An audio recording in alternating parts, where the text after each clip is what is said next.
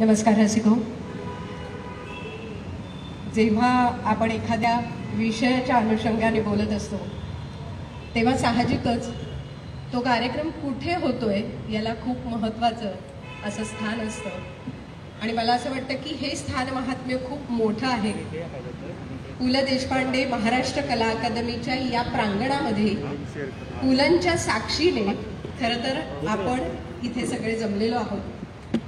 मधल्या सगळ्या काळात आपल्याला सगळ्यांनाच एकमेकांना भेटणं हेही दुरापास्त झालं होतं आणि या सगळ्यातनं पुन्हा कुठेतरी एक नवी सुरुवात व्हावी या दृष्टीने महाराष्ट्र शासनाने हा जो मराठी भाषा संवर्धन पंधरवडा साजरा करायचं ठरवलंय त्या अनुषंगाने मला असं वाटतं की महाराष्ट्र शासनाने एक पाऊल पुढे उचललंय. रसिक म्हणून, वाचक म्हणून आपणही एक पाऊल पुढे टाकायला हवं. संख्या कमी असली तरी दर्दी मंडळी आलेली आहेत आणि वाचन, साहित्य, लेखन या सगळ्यात दर्दींचीच महत्त्वाची गर्दी असणं गरजेचं असतं. आणि त्यामुळे आपण सगळ्यांनी टाळ्या वाजवून खरं तर या कार्यक्रमाचं एक वेगळ्या प्रकारचं अनौपचारिक उद्घाटन करावं असं मी म्हणेन. आपण सगळ्यांनी टाळ्यांच्या कडकडाटात महाराष्ट्र शासनाचं अभिनंदन करावं, मराठी भाषा विभागाचं अभिनंदन करावं. कारण मराठी भाषा विभाग, राज्य मराठी विकास संस्था, पु ल देशपांडे महाराष्ट्र कला अकादमी, सांस्कृतिक कार्य विभाग यांच्या वतीने आजपासून 14 जानेवारी ते 28 जानेवारी आपण हा मराठी भाषा संवर्धन पंधरवडा साजरा करतोय. भाषा भरजरी तिचा उत्सव खरंच जरतारी आणि हा जरतारी उत्सव आपल्याला साजरा करायचा आहे. यासाठी इथल्या या प्रांगणात रोज संध्याकाळी 6:30 वाजता आपण भेटणार आहोतच, पण त्याचबरोबर आपण डिजिटली सुद्धा रोज संध्याकाळी 4 वाजता भेटणार आहोत. माहिती व जनसंपर्क महासंचालनालय, मिती ग्रुप तसंच राज्य मराठी विकास संस्था यांच्या फेसबुक पेजवर, यूट्यूब चॅनलवर देखील आपल्याला हा कार्यक्रम बघता येणार आहे रोज संध्याकाळी 4 वाजता. या व्यतिरिक्त आपल्या या संपूर्ण कार्यक्रमाचे माध्यम प्रायोजक आहेत महाराष्ट्र टाइम्स आणि झी 24 तास. या दोघांनीही अतिशय उत्तम सजग अशी प्रसिद्धी आपल्या सगळ्या माध्यमातून केलेली आहे. त्यामुळे महाराष्ट्र टाइम्स आणि झी 24 तास या दोन्ही फेसबुक पेजवर देखील आपले इथले कार्यक्रम आणि 4 वाजताचे डिजिटल कार्यक्रम आपल्याला पाहता येणार आहेत. आज या कार्यक्रमाचं उद्घाटन होत आहे आणि त्या उद्घाटनासाठी अत्यंत ज्येष्ठ व्यक्ती आपल्यासोबत आहेत. मी सर्वप्रथम आपले राज्य मराठी विकास संस्थेचे संचालक आणि या संपूर्ण कार्यक्रमाची संकल्पना आणि संयोजन ज्यांचं आहे संजय कृष्णाजी पाटील यांना विनंती करते की त्यांनी आजचे आपले प्रमुख पाहुणे डॉक्टर सुनील कुमार लवटे यांना मंचावर घेऊन यावं. साहित्य आणि संशोधन क्षेत्रातलं अतिशय मोठं दिग्गज असं व्यक्तिमत्व आहे. आपण त्यांचं स्वागत करूया. आणि आजचा जो कार्यक्रम पुढे सादर होणार आहे त्यासाठी आपल्या लेखिका, कवयित्री ज्या आलेल्या आहेत, Neerja, doctor Cecilia Carvalho, doctor Pradnya Daya Pawar यांनी देखील मंचावर यावं अशी मी त्यांना विनंती करते.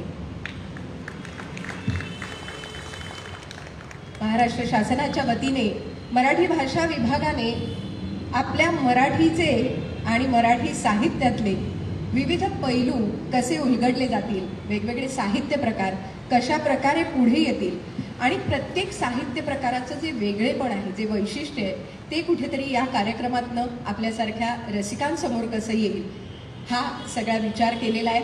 आणि याच दृष्टीने या संपूर्ण 15 दिवसाच्या कार्यक्रमांची आखणी जी आहे ती केलेली आहे. मी या कार्यक्रमाचं प्रास्ताविक करण्यासाठी विनंती करते राज्य मराठी विकास संस्थेचे संचालक माननीय संजय कृष्णाजी पाटील यांना.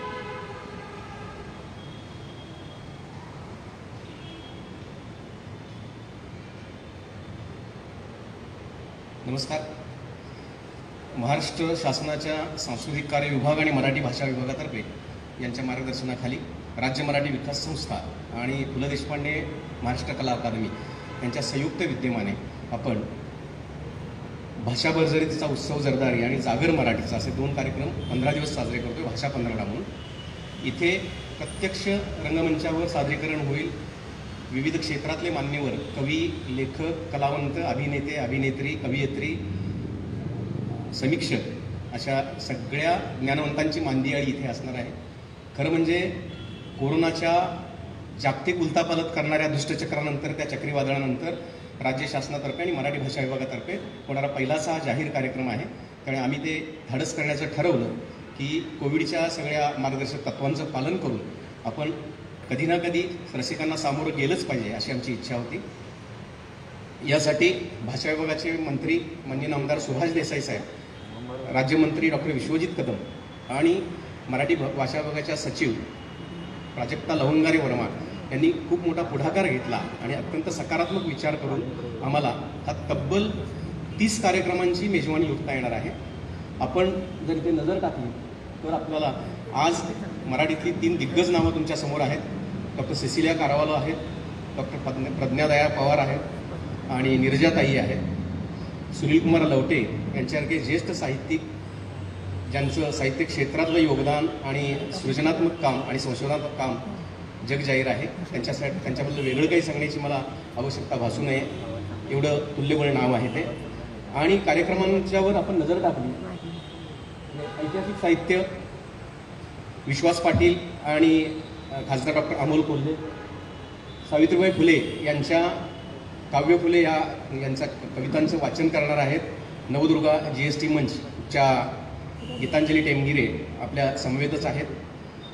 नंतर आम्ही सदरू म्हणजे सदर लेखनाची एक भाषा असते, त्यासाठी तंबी दुराई, विनम्र बालक आणि अनंत अपराधी म्हणजे डॉक्टर महेश केळुसकर, अशोक नायगावकर आणि श्रीकांत बोजेवार जे महाराष्ट्रांचे निवासी संपादकसुद्धा आहेत, यांची उपस्थिती लाभणार आहे.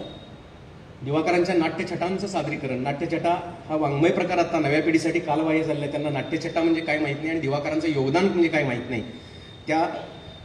त्या वाङ्मय प्रकाराला उजाळा मिळावा, त्याचं स्मरण व्हावं म्हणून अभिजित झुंजाराव आणि मंडळी म्हणजे अभिनय कल्याण यांच्यातर्फे दिवाकरांच्या नाट्यछटांचंही वाचन होणार आहे, सादरीकरण होणार आहे. तसंच दासू वैद्य ह्या अत्यंत अप्रतिम कवीच्या मेळा या ललित लेखांचंही वाचन होणार आहे. माझ्या भूमिका आणि त्या भूमिकांची भाषा असा एक आगळा वेगळा कार्यक्रम आपण आयोजित केला आहे, ज्याच्यासाठी आज मराठीतल्या 2 नामवंत अभिनेत्री ज्या अत्यंत संवेदनशील अशा कवयित्री आहेत, मुक्ता बर्वे आणि स्पृहा जोशी, त्यांच्याशी उत्तराताई संवाद साधतील. तोही कार्यक्रम पुढे आहे. मराठी ग्रामीण बोली याच्यात रणधीर शिंदे आहेत, दत्ता घोलप, गोविंद काजरेकर आहेत. कविता आणि गझल यांचा मिलाप आहे, त्याच्यात सचिवालय जिमखानाने फार पुढाकार घेतलेला आहे. राज्य शासनाचं एक अंग आहे हे नेहमी लोक काही ना काही अत्यंत सृजनात्मक करत असतात. मालिकांमधली मराठी भाषा याच्यामध्ये दीपक राजाध्यक्ष आहेत, मुग्धा गोडबोले आहेत आणि शिरीष लाटकर हे मोठं नाव आहे. लोककलेतील लावणीच्या भाषिक सौंदर्याचा वेध घेणारा आविष्कार करतायत श्रीनिवास नार्वेकर आणि ते मंडळी करतायत. संत साहित्याची भाषेचा बदलता आविष्कार आहे. पत्रकारितेची मराठी भाषा हा सुद्धा एक आपण आगळा वेगळा कार्यक्रम आयोजित केला आहे, ज्याच्यात प्रतिमा जोशी, मुकेश माचकर आणि विनायक पात्रुडकर हे सहभागी होतील.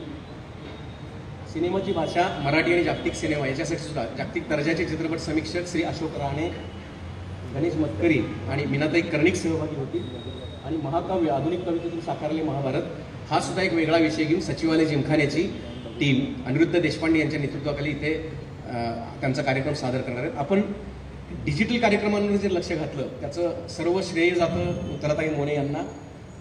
कथा, कादंबरी, स्त्रीवादी साहित्य, नाटक, चित्रपट, मालिका, विनोदी साहित्य, बालकुमार साहित्य, प्रवास वर्णन, विज्ञान साहित्य, कविता, आत्मचरित्र, प्रकाशन क्षेत्र म्हणजे त्यात सुद्धा अशोक कोठावळे, सुमती लांडे म्हणजे शब्दालय प्रकाशन श्रीरामपूर, हर्ष भटकळ ही भटकळांची पुढची पिढी, ऐतिहासिक साहित्य त्यात परत पानिपतकार विश्वास पाटील आणि डॉक्टर अमोल कोल्हे सहभागी होणार आहे. आणि शेवटच्या दिवशी खूप नामवंत अभिनेते अभिनेत्री यांच्या समेत गायनाचा, कवितांचा असा उत्स्फूर्त आणि उत्फुल्ल कार्यक्रम होणार आहे. मी या प्रास्ताविकात एवढंच असं म्हणेन की आज उपस्थिती थोडी जरी कमी असली, कोविडची पार्श्वभूमी आहे, वृत्तपत्रीय जाहिरातीला काही आर्थिक निर्बंधामुळे आम्हाला ती जाहिरात टाळावी लागते, तरी देखील सर्व मायबाप रसिक अधिकाधिक संख्येने येतील, या कार्यक्रमाचा आस्वाद लुटतील आणि मराठी भाषा विभाग, सांस्कृतिक कार्य विभाग या दोन्ही विभागांना आशीर्वाद देतील, शुभेच्छा देतील अशी नम्र अपेक्षा मी व्यक्त करतो. आणि पुढील सत्र हाताळण्यासाठी मी उत्तराताईंना आमंत्रित करतो.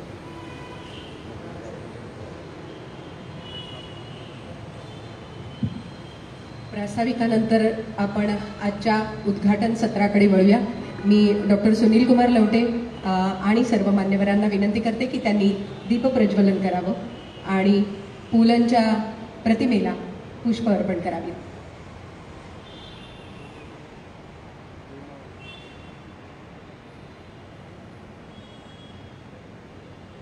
मराठी भाषेचं कोड कौतुक आपल्याला सगळ्यांनाच आहे आणि त्यामुळे आपण आपली भाषा, आपल्या मनातली भाषा, आपण ज्या भाषेत विचार करतो अशी आपली मराठी भाषा, असं तिचं जे श्रेय आहे ती नक्कीच आपण त्याला देतो. आणि त्यामुळेच भाषा भरजरी तिचा उत्सव जरतारी या आपल्या मराठी भाषा संवर्धन पंधरवड्यानिमित्ताने होणाऱ्या कार्यक्रमाचं उद्घाटन इथं होतंय. मी सर्व मान्यवरांना आणि डॉक्टर सुनील कुमार लवटे यांना विनंती करते की त्यांनी दीपप्रज्वलन करावं.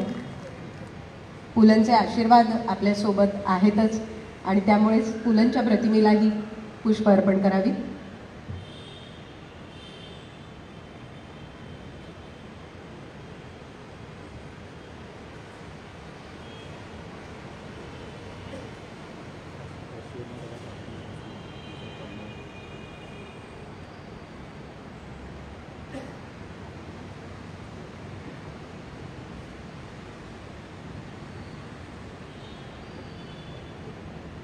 संख्या कमी असली तरी मराठी माणसाच्या टाळ्या शेवटपर्यंत पोहोचतात असं आपण दाखवून दिलं पाहिजे. आणि या टाळ्यांनीच खरं उद्घाटन आजच्या या सत्राचं, या कार्यक्रमाचं झालंय असं नक्कीच म्हणावंसं वाटतं. माझी मराठी असे मायभाषा, विचा कीर्तीचे तेज लोकी चढी, गोडी न राहे सुधे माझी आता, निघाली सुधा स्वर्ग लोकाकडे. खरोखर मराठी भाषेचा गौरव हा असाच वाढत राहिला पाहिजे.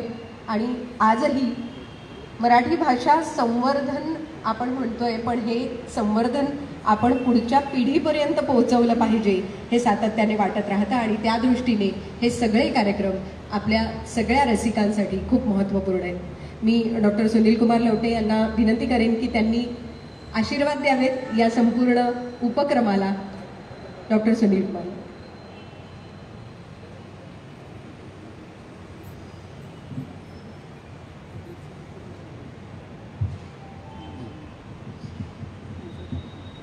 राज्य मराठी संस्था, साहित्य संस्कृती मंडळ, पु ल देशपांडे कला अकादमी अशा अनेक संस्थांच्या संयुक्त सहकार्याने महाराष्ट्र शासनाने आणि प्रसिद्धी संचालनालयाने मराठी भाषा संवर्धन पंधरवड्याचा उपक्रम अत्यंत अभिनव अशा नावाने भाषा भरजरी उत्सव जरतारी.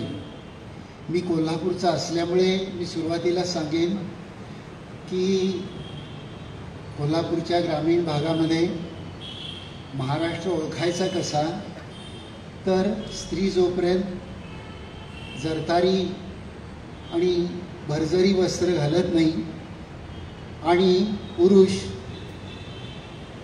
जरी पटका घालत नाही तोपर्यंत त्याच स्त्री पुरुषांना मराठी मानलं जात नाही. हे माणसाचं जसं आहे, माणसाच्या सौंदर्याला वेगवेगळी आभूषणं, वस्त्र प्रावधान लागतात, तशी मित्रांनो भाषेला देखील लागतात. महाराष्ट्रामध्ये 1960 पासून आपण साहित्य संस्कृती मंडळ, राज्य मराठी संस्था या सगळ्या संस्थांच्या वतीने मराठी भाषा ही राजभाषा म्हणून, प्रशासनाची भाषा म्हणून आणि खरं म्हणजे सर्वार्थाने लोकव्यवहाराची भाषा म्हणून मराठीला महाराष्ट्रामध्ये स्थान असलं पाहिजे आणि ते उत्तरोत्तर वाढत गेलं पाहिजे. यासाठी केवळ साहित्यिकांनी कथा, कविता, कादंबऱ्या लिहून कोणती भाषा मोठी होत नसते मित्रांनो. भाषेचा आणि मानवाच्या विकासाचा एक छोटासा संबंध आहे. तो मी सुरुवातीला का भाषा वापरायची या संदर्भाने तुम्हाला सुरुवातीला सांगतो. अलीकडच्या काळामध्ये भारतीय भाषांच्या विशेषतः 22 आपल्या घटनेने ठरवून दिलेल्या ज्या राजभाषा आहेत त्यांचा गेल्या 50 वर्षाच्या इतिहासाच्या लेखनाचं एक काम मी अलीकडे करतो आहे. त्यामध्ये माझ्या लक्षात आलेली गोष्ट अशी की भारतातल्या तद्दन भाषा या इंग्रजी प्रभावित झालेल्या भाषा आहेत. परवा मी आकाशवाणीच्या 50 मुलाखतींचं एक पुस्तक संपादित करत होतो आणि महाराष्ट्रातल्या जीवनातल्या वेगवेगळ्या क्षेत्रातील दिग्गज त्यांच्या त्या मुलाखती होत्या. त्याची जी संहिता आली होती ती संहिता वाचत असताना माझ्या असं लक्षात आलं की मराठीचं कर्ता कर्म हे इंग्रजी झालेलं आहे, क्रियापद फक्त मराठी राहिलेलं आहे. अशा एका वातावरणामध्ये मित्रांनो आपण मराठी संवर्धनाचा विचार करतो आहोत. मला असं वाटतं कुसुमाग्रजांनी ज्यांच्यामुळे आपण मराठीकडे जास्त लक्ष त्यांच्या फटक्यामुळे द्यायला लागलो, त्यांनीच एका ठिकाणी असं लिहून ठेवलं मित्रांनो की भाषा मरता देशही मरतो, भाषा मरता देशही मरतो, संस्कृतीचा मग दिवा विझे. आता महाराष्ट्र संस्कृतीचा मराठीचा लामण दिवा हे छोटं निरांजन होण्याची स्थिती मराठी पुढे आहे. मी निराशेचा स्वर आळवतो असं कृपया कुणी समजू नका. मी एका वास्तवाकडे तुम्हाला घेऊन जातो आहे. मी मगाशी म्हटलं ना की ज्या 22 भारतीय भाषा आहेत, या भारतीय भाषांच्या मध्ये इंग्रजी प्रदूषणामुळे भाषा संकोच व्हायला लागलेला आहे. त्यामुळे परत एकदा केव्हा तरी आपण विशेषतः मराठी लिहिणाऱ्या, वाचणाऱ्या, बोलणाऱ्या, शिकवणाऱ्या वर्गावर याची फार मोठी जबाबदारी आहे की आपली मराठी ही मराठीच असली पाहिजे.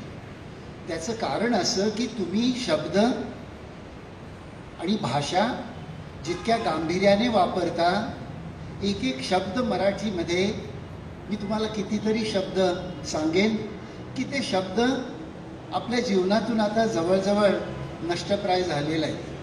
काटवट शब्द आहे, नव्या पिढीला कुणाला सांगता येणार नाही. असे कितीतरी शब्द मराठी हरवून बसायला लागलेली आहे. आणि ही दुःस्थिती कशामुळे आली तर वापरात शब्दांचा कमी कमी होत जाणं आणि म्हणून मग भाषेचा संकोच होणं. या कार्यक्रमाचा मूळ उद्देशच असा आहे की परत एकदा सुजाण समाजाने, मराठी समाजाने मराठी भाषा आग्रहपूर्वक बोलणं, वाचणं आणि तिच्या विकासासाठी वेगवेगळे उपक्रम करणं. आपल्या भारतामध्ये एक प्रांत आहे मित्रांनो की जो भाषेबद्दल अत्यंत संवेदनशील आणि आग्रही प्रांत आहे. तसे 2-3 प्रांत आहेत. एक बंगाल मला दिसतो, तमिळ दिसतो आणि काश्मीर एक दिसतो. या प्रांतांच्या मध्ये भाषेबद्दलची अतिरिक्त सजगता मला पाहायला मिळते. ती सजगता महाराष्ट्रामध्ये जर रुजवायची असेल तर असे कार्यक्रम या मंडळींनी आज जे योजलेले आहेत, विशेषतः भाषा महासंचालनालय, राज्य मराठी भाषा संस्था, साहित्य संस्कृती मंडळ, पु ल देशपांडे अकादमी, मी बोलायला उभा आहे आणि माझ्या मागे मुलं आहेत पाठ करून. मुलांचं माझ्याकडे पाठ करणं खरं म्हणजे ज्या माणसांनी मराठी भाषेचा जागर आयुष्यभर केला, मराठी भाषेची लज्जत, मराठी भाषाच्या नजाकती जर कुणाला शोधायचे असतील तर पुलंचं समग्र साहित्य हे त्याचा सुंदर वस्तुपाठ आहे. या माणसांनी मराठी भाषेला एक नवा जरतारी पट दिला होता. तो पट मात्र आता झिरझिरीत व्हायला लागलेला आहे. या 15व्याच्या निमित्ताने आपण सर्वजण असा संकल्प करूया की 22 साली आपण भारताचा अमृत महोत्सव स्वातंत्र्याचा साजरा करणार आहोत. आपल्याकडे साहित्य संस्कृती मंडळासारखी संस्था देखील आपल्या हीरक महोत्सवाकडे वाटचाल करते आहे. अशा अनेक उपक्रमांच्या द्वारे आपण जर मराठीबद्दलची सजगता आणि जाणीव जागृती समाजामध्ये निर्माण केली तर या उत्सवाचं ते फलश्रुती ठरेल, ती ठरावी अशी अपेक्षा व्यक्त करतो. या तिन्ही संस्थांचे जे संचालक आहेत, ही मला तुम्हाला लक्षात आणून द्यायची गोष्ट आहे की माझे मित्र संजय कृष्णाजी पाटील हे महाराष्ट्रातले प्रख्यात असे कवी आहेत. पटकथांच्यामध्ये त्यांचं भरपूर काम आहे आणि सगळ्यात महत्त्वाचं म्हणजे महाराष्ट्राच्या माती आणि मनाशी त्यांची कविता सतत रुंजी घालत असते. मी प्रज्ञा दया पवारांची कविता जेव्हा वाचतो तेव्हा मला असं वाटतं की कवितेमध्ये सगळ्या मानवी समाजाची लसलस जर तुम्हाला शोधायची असेल तर ती तुम्हाला प्रज्ञा दया पवार यांच्या कवितांच्यामध्ये पाहायला मिळते. परवाच त्यांच्या साहित्यावर PhD झाल्याचं मी ऐकलं. मी त्यांचं अभिनंदन करतो. मिर्जाताईंच्या ज्या कविता आहेत या कवितांच्यामध्ये स्त्री मनाचा ओलावा सतत मी जेव्हा त्यांच्या कविता वाचतो तेव्हा त्याची एक जाणीव, त्याची एक संवेदनशील, ज्याला काय म्हणू की ठोका चुकवण्याची ताकद त्यांच्या कवितेमध्ये जी आहे ती मला या निमित्ताने आठवते. सिसिलिया कार्वालो या माझ्या समवयीन आणि माझ्या समव्यवसायी पण होत्या. आम्ही दोघं एका काळात प्राचार्य म्हणून काम करत होतो. प्राचार्यपदाची सगळी प्रशासनिक धुरा सांभाळत त्यांनी आपल्यातला साहित्यिक संपवू दिला नाही याचं मला मोठं कौतुक वाटतं. या सगळ्यांच्या बरोबर आज आपण आजचा उत्सव साजरा करतो आहोत. खरं म्हणजे मी अगदी आयत्या वेळेला आलो होतो काही कामाच्या निमित्ताने, पण पांढऱ्या केसांचे जे फायदे असतात त्यामुळे मला उद्घाटनाचा मान मिळाला. मी तुमच्या सगळ्यांच्या उदारतेबद्दल आभार मानतो, शुभेच्छा देतो आणि माझं भाषण.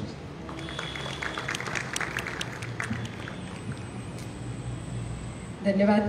खरं तर साहित्य आणि संशोधन क्षेत्रातलं अत्यंत अग्रणी असं नाव आणि जे तर्कतीर्थ लक्ष्मणशास्त्री जोशी यांच्यावर संशोधन करून लिहू शकतात आणि त्यांचे मला वाटतं 12 खंड 15 खंड ते करत आहेत आत्ता, तर मला वाटतं हेच त्यांचं श्रेय खूप निश्चित मोठं आहे. आज तुम्ही कुसुमाग्रजांचा उल्लेख केलात तर नक्की मला 2 ओळी नक्की या वेळेला आठवतात की कुसुमाग्रज नेहमी म्हणायचे की विजयासाठी कविता माझी कधीच नव्हती, म्हणून नव्हती भीती ती जला पराजयाची, आणि जन्मासाठी कधीच नव्हती हटून बसली, म्हणून नाही खंत ही ती जला मरावयाची. त्यामुळे मला वाटतं हीच आशा आपण सगळ्यांनी आपल्या मनात ठेवली पाहिजे. मराठी भाषेचं संवर्धन आणि तिची जपणूक हेच आपलं ब्रीद आहे आणि त्यासाठीच आजचे आपले सगळे वक्ते आणि आजचा जो कार्यक्रम सादर होणार आहे ती सगळे मान्यवर इथे उपस्थित आहेत. मी विनंती करते की आपण पुस्तकं देऊन या लेखकांचा सन्मान करूया. सुभाष बोरकर यांना विनंती करते की त्यांनी नीरजाताईंना पुस्तक देऊन त्यांचा सन्मान करावा. त्याचप्रमाणे मी मीनाक्षीताई पाटील, गीतांजली टेमगिरे, सचिन टेमगिरे यांनाही मंचाजवळ येण्याची विनंती करते.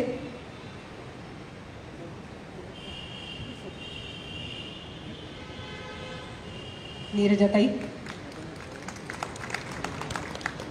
मीनाक्षीताई पाटील यांना विनंती करते. त्यांनी डॉक्टर सिसिलिया कार्वालो यांना पुस्तक देऊन सन्मान करावा त्यांचा.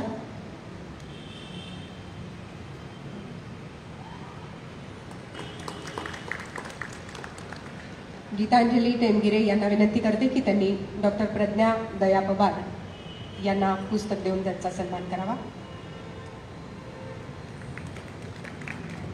आणि सचिन टेमगिरे यांना विनंती करते की त्यांनी आजचे आपले प्रमुख पाहुणे डॉक्टर सुनील कुमार लवटे यांना पुस्तक देऊन त्यांचा सन्मान करावा.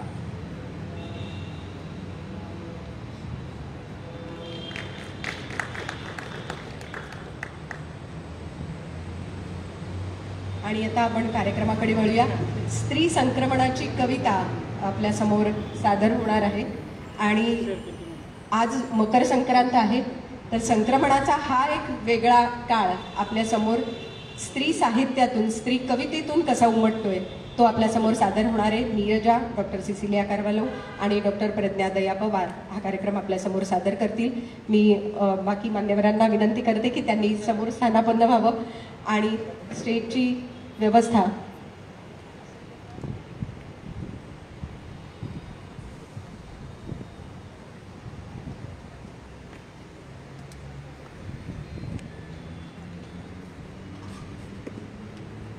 महाराष्ट्र शासनाच्या मराठी भाषा विभाग, राज्य मराठी विकास संस्था, पु ल देशपांडे महाराष्ट्र कला अकादमी, सांस्कृतिक कार्य विभाग यांच्या वतीने आजपासून 14 जानेवारी ते 28 जानेवारी मराठी भाषा संवर्धन पंधरवडा हा कार्यक्रम होतोय. रवींद्र नाट्य मंदिर अर्थात पु ल देशपांडे महाराष्ट्र कला अकादमीच्या या प्रांगणामध्ये भाषा भरजरी तिचा उत्सव जरदारी हा कार्यक्रम होईल आणि डिजिटली रोज संध्याकाळी 4 वाजता माहिती व जनसंपर्क महासंचालनालय, मिती ग्रुप तसंच राज्य मराठी विकास संस्था यांच्या फेसबुक पेजवर आणि यूट्यूब चॅनलवर आपण हा कार्यक्रम पाहू शकताय. माध्यम प्रायोजक या संपूर्ण कार्यक्रमाचे आहेत महाराष्ट्र टाइम्स आणि झी 24 तास. या दोघांच्याही फेसबुक पेजवर आपल्याला या संपूर्ण कार्यक्रमाची माहिती मिळणार आहे आणि हे सगळे कार्यक्रम देखील आपल्याला तिथेही पाहता येणार आहेत.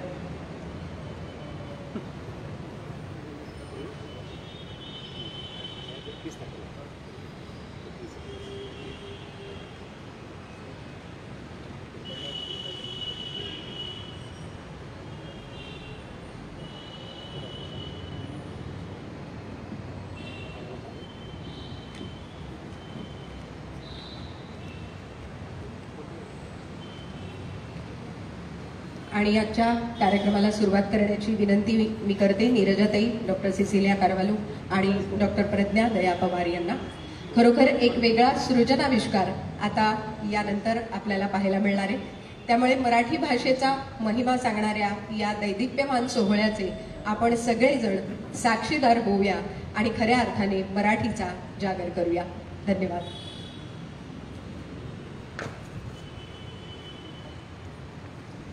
नमस्कार.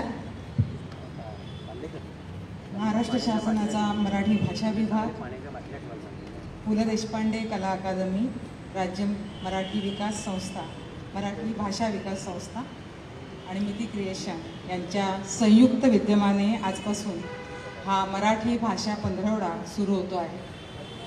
आपण जर कार्यक्रमांकडे नजर टाकले तर आपल्या सगळ्यांच्याच लक्षात येईल की एक खूप भरगच्च असा आणि मराठी भाषेविषयी एक आस्था, कळकळ असणारा कार्यक्रम आपल्यासमोर ह्या 15 दिवसामध्ये सादर होणार आहे. विविध ज्या भाषेच्या आणि साहित्याच्या ज्या विविध साहित्य प्रकारांना त्यांनी स्पर्श केलेला आहे तो पाहूनच आपल्याला खरोखरच कौतुक वाटते की किती वेगवेगळ्या पद्धतीने मराठी भाषेचा विचार करता येतो. आणि ह्याच कार्यक्रमाच्या निमित्तानं आज आम्हाला ह्या उद्घाटनाच्या दिवशी स्त्री संक्रमणाच्या कविता या कार्यक्रमाचं सादरीकरण करण्याची संधी मला डॉक्टर सिसिलिया कारवालो आणि प्रज्ञा दया पवार या तिघींना आपण दिलीत त्याबद्दल सुरुवातीलाच मी ह्या सगळ्या संस्थांचे आभार मानते, संयोजकांचे आभार मानते. आज मकर संक्रांती आहे, त्याचा उल्लेख झाला आणि त्यामुळेच कदाचित ही संक्रमणाची कविता आम्ही सादर करतो आहोत. या दिवसापासून उत्तरायण सुरू होतं. प्रकाशाकडे जाण्याचा हा काळ आहे. एक संक्रमण होण्याचा जो काळ, मला वाटतं संपूर्ण मानवी आयुष्य आपण जर पाहिलं, सगळा इतिहास पाहिला तर आपल्या लक्षात येईल की असे संक्रमणाचे काळ वारंवार येत राहिलेले आहेत आणि त्यामुळेच काही संस्कृती रक्षकांनी कितीही प्रयत्न केला संस्कृतीचं डबक्यात रूपांतर करण्याचं, तरीही ती प्रवाही राहिली आहे. ती कदाचित ह्या अशा संक्रमणांच्या काळामुळेच. अनेक कालबाह्य गोष्टी जाऊन जुन्या गोष्टी होत्या त्या आपण त्याला जुने जाऊ दे मरणा लागून म्हटले आणि नव्या गोष्टींचा स्वीकार केला. आणि हे बदल मला वाटतं केवळ आपल्या प्रत्येक माणसाच्या आयुष्यात नाही आले, तर साहित्य, कला, संगीत, विज्ञान, भाषा अशा वेगवेगळ्या क्षेत्रातही ते होत गेलेले आहे.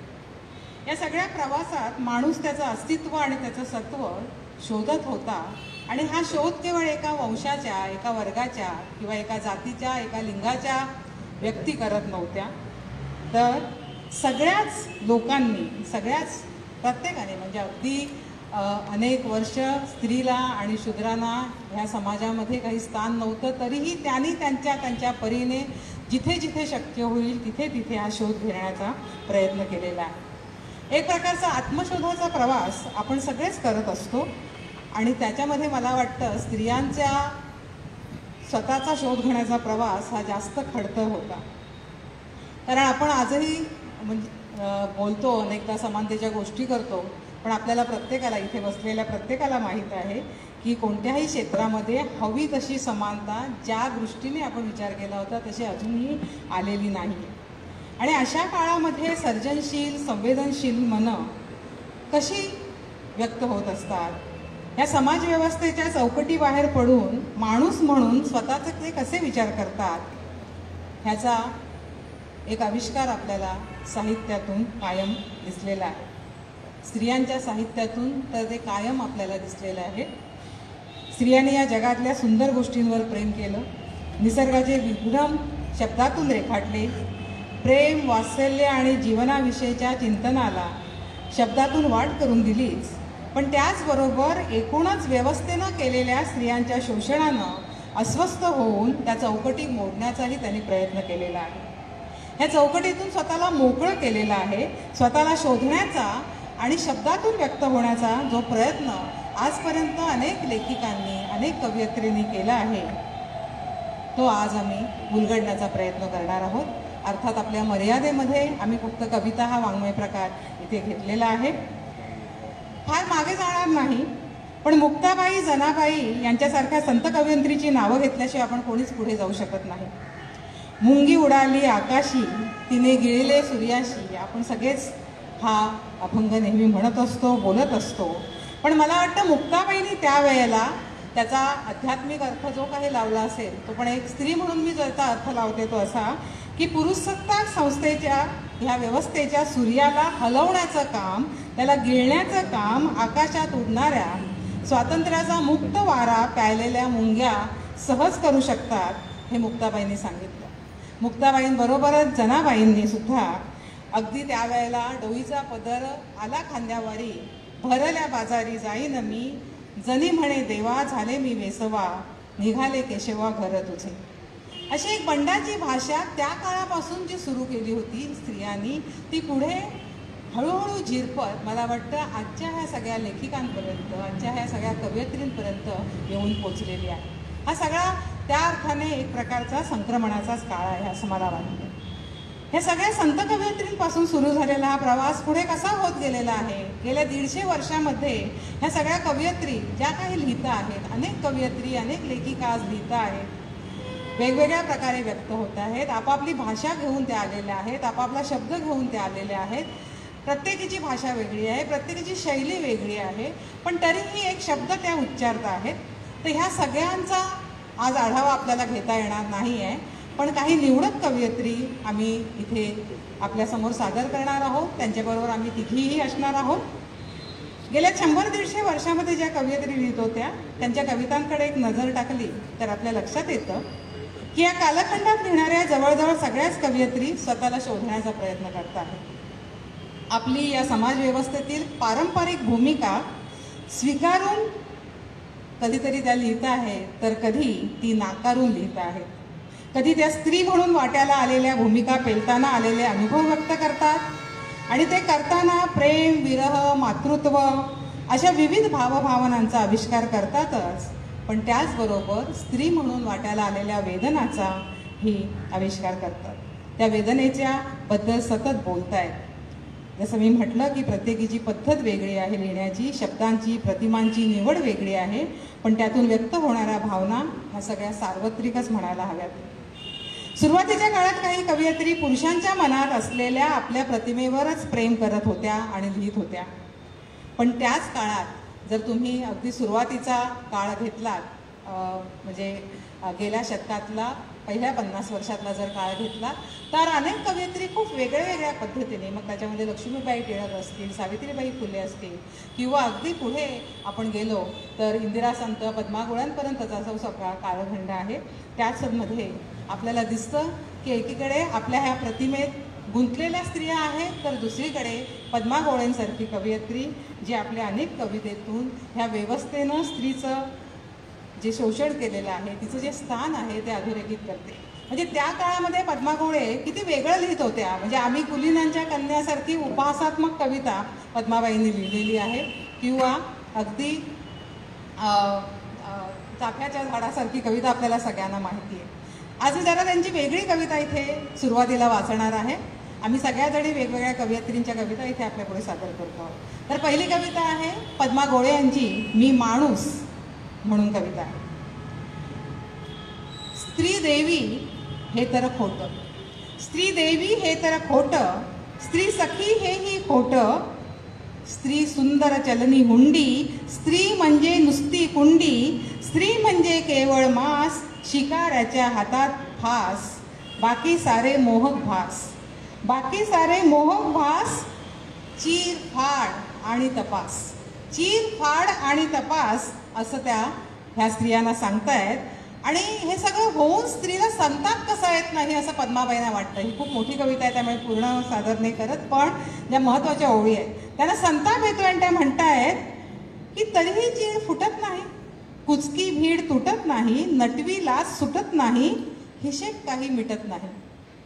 ही नटवी लाज सोडून पुढे जाण्यासाठी काय करायला हवं बाईनी? त्या म्हणतायत खुशाल रक्तानं दे मोल, खुशाल रक्तानं दे मोल, खुशाल कर तोडमोड, नको भलती तडजोड, दूर सार सारी राळ, खरं तेवढं शोधून काढ, लाव आपल्या शस्त्राधार, झेल अंगावर वार, त्याच कठोर वारांतून त्या रक्ताच्या धारांतून मिळेल अस्सल, उचल त्याला आणि बोल, उचल त्याला आणि बोल, नाही हो मी नुसती नार, नाही हो मी नुसती नार, पेजेसाठी जी लाचार, सेजेसाठी आसुसणार, नाही मी नुसती मादी, मी माणूस माणूस आधी, मी माणूस माणूस आधी, माणूस म्हणून मी जगणार.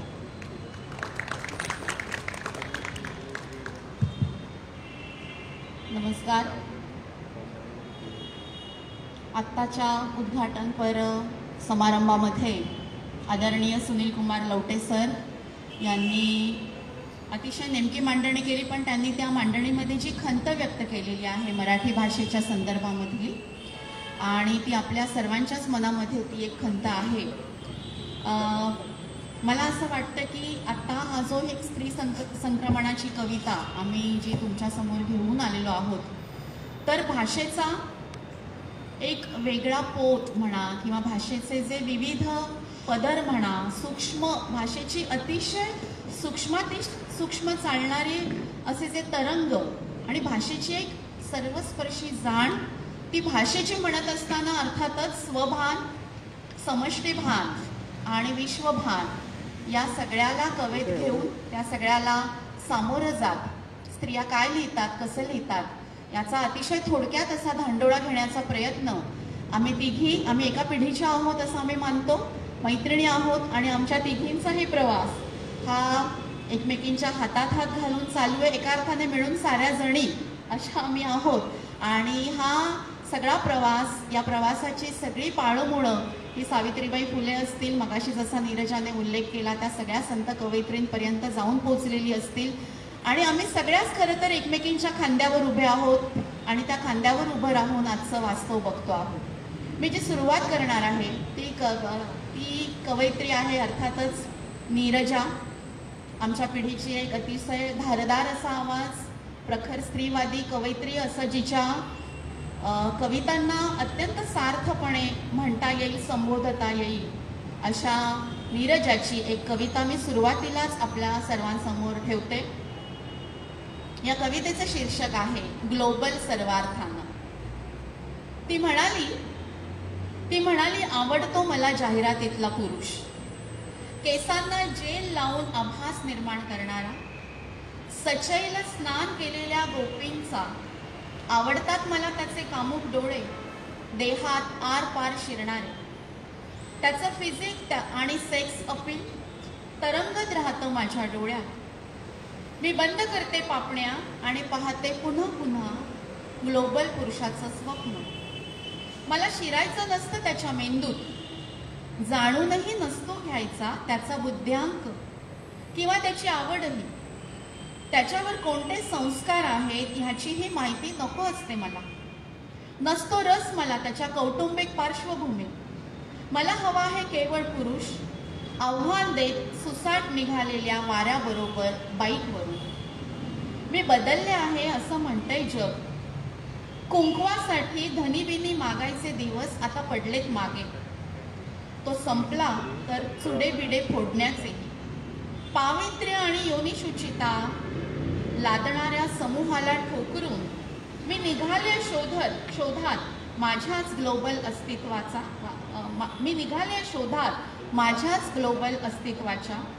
मला बदलायचे आहेत अर्थ संस्कृतीचे. छोट्या छोट्या वावटळींना घेत अंगावर मुरवायचं आहे एका नव्या संस्कृतीला खोल रक्तात. तुम्ही काय दिलं तुमच्या कवितेतून आम्हाला? तुम्ही काय दिलं तुमच्या कवितेतून आम्हाला? गुळगुळीत झालेल्या रोमॅन्टिक कल्पनांनी भारलेला नरमादीचा प्रेमेतिहास किंवा लैला मजनू, रोमिओ ज्युलिएट यांच्या प्रेमकहाण्यांचा कंटाळवाणा पाऊस. चिरंतर वेदना इज इक्वल टू प्रेम हे तुमचं गणित लादलं आहे आमच्यावर. Please please give us a break. या साऱ्यातून ब्रेक हवा आहे. एकमेकांना बांधून ठेवण्यातून ब्रेक. एखाद्या पुरुषाची जर केलीच अभिलाषा तर उंडारलेली रांड म्हणण्यापासून ब्रेक. एका वडाला 7 जन्म घेण्यापासून ब्रेक. प्रेमाच्या अद्वैतापासून ब्रेक. यातून त्यातून मिळणाऱ्या वेदनेपासून ब्रेक. आणि तो नाहीच भावला तर त्याच्यापासूनही ब्रेक. मी काटला आहे आता दोर परंपरेच्या पतंगांचा. मकर संक्रांत आहे, पतंगाचा माहोल भारतातल्या वेगवेगळ्या ठिकाणी सुरू आहे. नीरजा काय म्हणते? मी काटला आहे दोर आता परंपरेच्या पतंगाचा. माझ्याकडच्या धारदार मांजानं दिशाहीन उडतोय तो केव्हापासून. त्याला पकडायचा की सोडून द्यायचा ते ठरवा तुम्ही. मला मात्र उडू देत आता माझ्या पंखातल्या बळावर. ती म्हणाली होऊ देत आता मला ग्लोबल सर्वार्थानं. ती म्हणाली होऊ देत आता मला ग्लोबल सर्वार्थानं.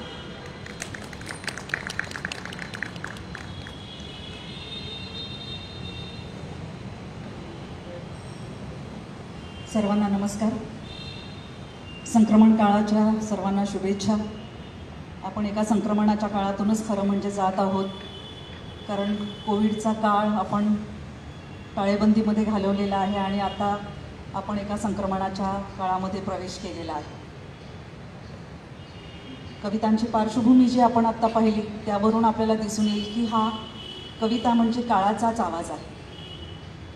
आणि कविता ही आदिम काळापासून मानवाच्या रक्तामध्ये वाहत आलेली आहे.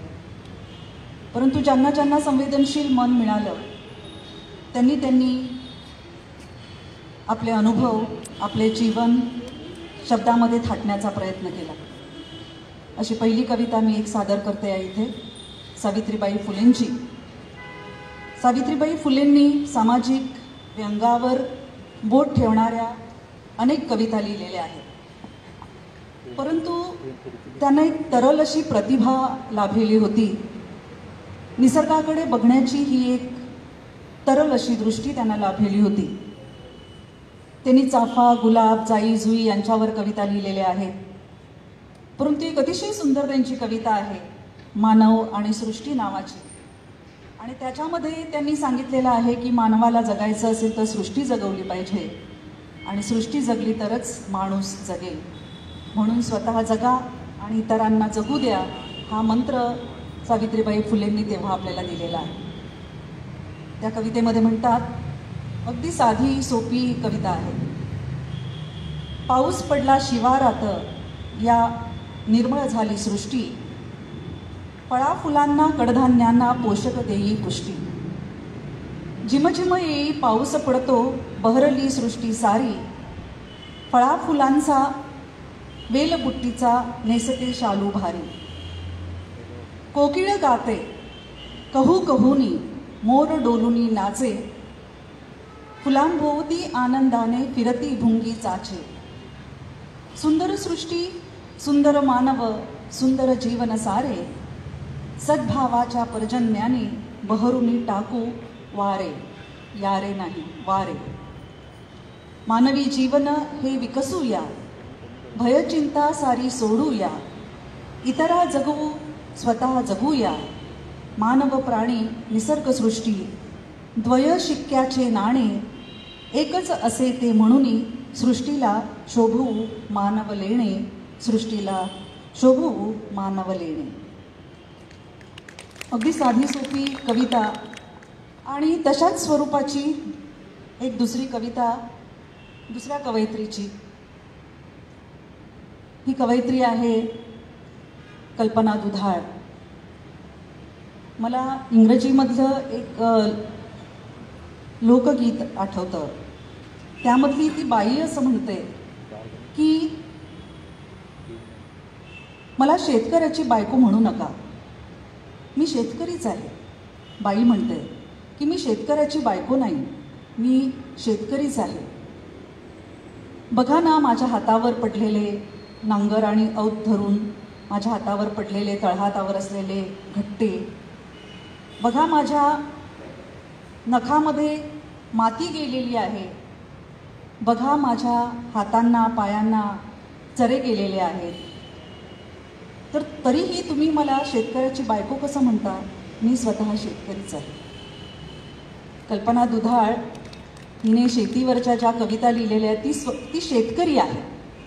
आम्ही कृषी कन्यका आहोत, आम्ही शेतकऱ्यांच्या मुली आहोत, पण ती स्वतः शेतकरी आहे. आणि शेती मातीमध्ये वावरत असताना तिने एक अतिशय सुंदर घालमेल नावाची कविता लिहिलेली आहे की ती असं म्हणते की धरतीतून ज्या वेळेला अंकुर फुटतो त्यावेळेला धरतीची सुद्धा घालमेल होत असते.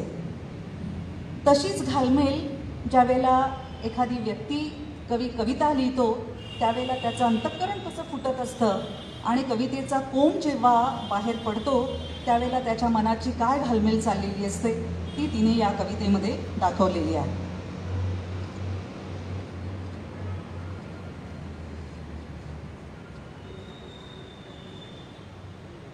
कवितेचं नावच आहे घालमेल. कल्पना दुधाळ म्हणते, झाडांभोवती आळं तसं डोळ्यांभोवती काळं असलेल्या जीवाच्या घालमेलीचा हा एक एक शब्द म्हणजे नखातल्या काळ्या निळ्या रक्ताची ठसठस. जीवाच्या घालमेलीचा हा एक एक शब्द म्हणजे नखातल्या काळ्या निळ्या रक्ताची ठसठस. इथं स्वतःला डोंगरासारखं फोडावं लागतं. इथं स्वतःला डोंगरासारखं फोडावं लागतं. तापलेल्या भट्टीसारखा ताव यावा लागतो. घालमेलीचा उफळा आतल्या आत थोपून शांततेची भयंकर शपथ घ्यावी लागते. मेल्यासारखी झापड लागू न देता श्वासाश्वासाला खरेपणाचा जाब विचारावा लागतो.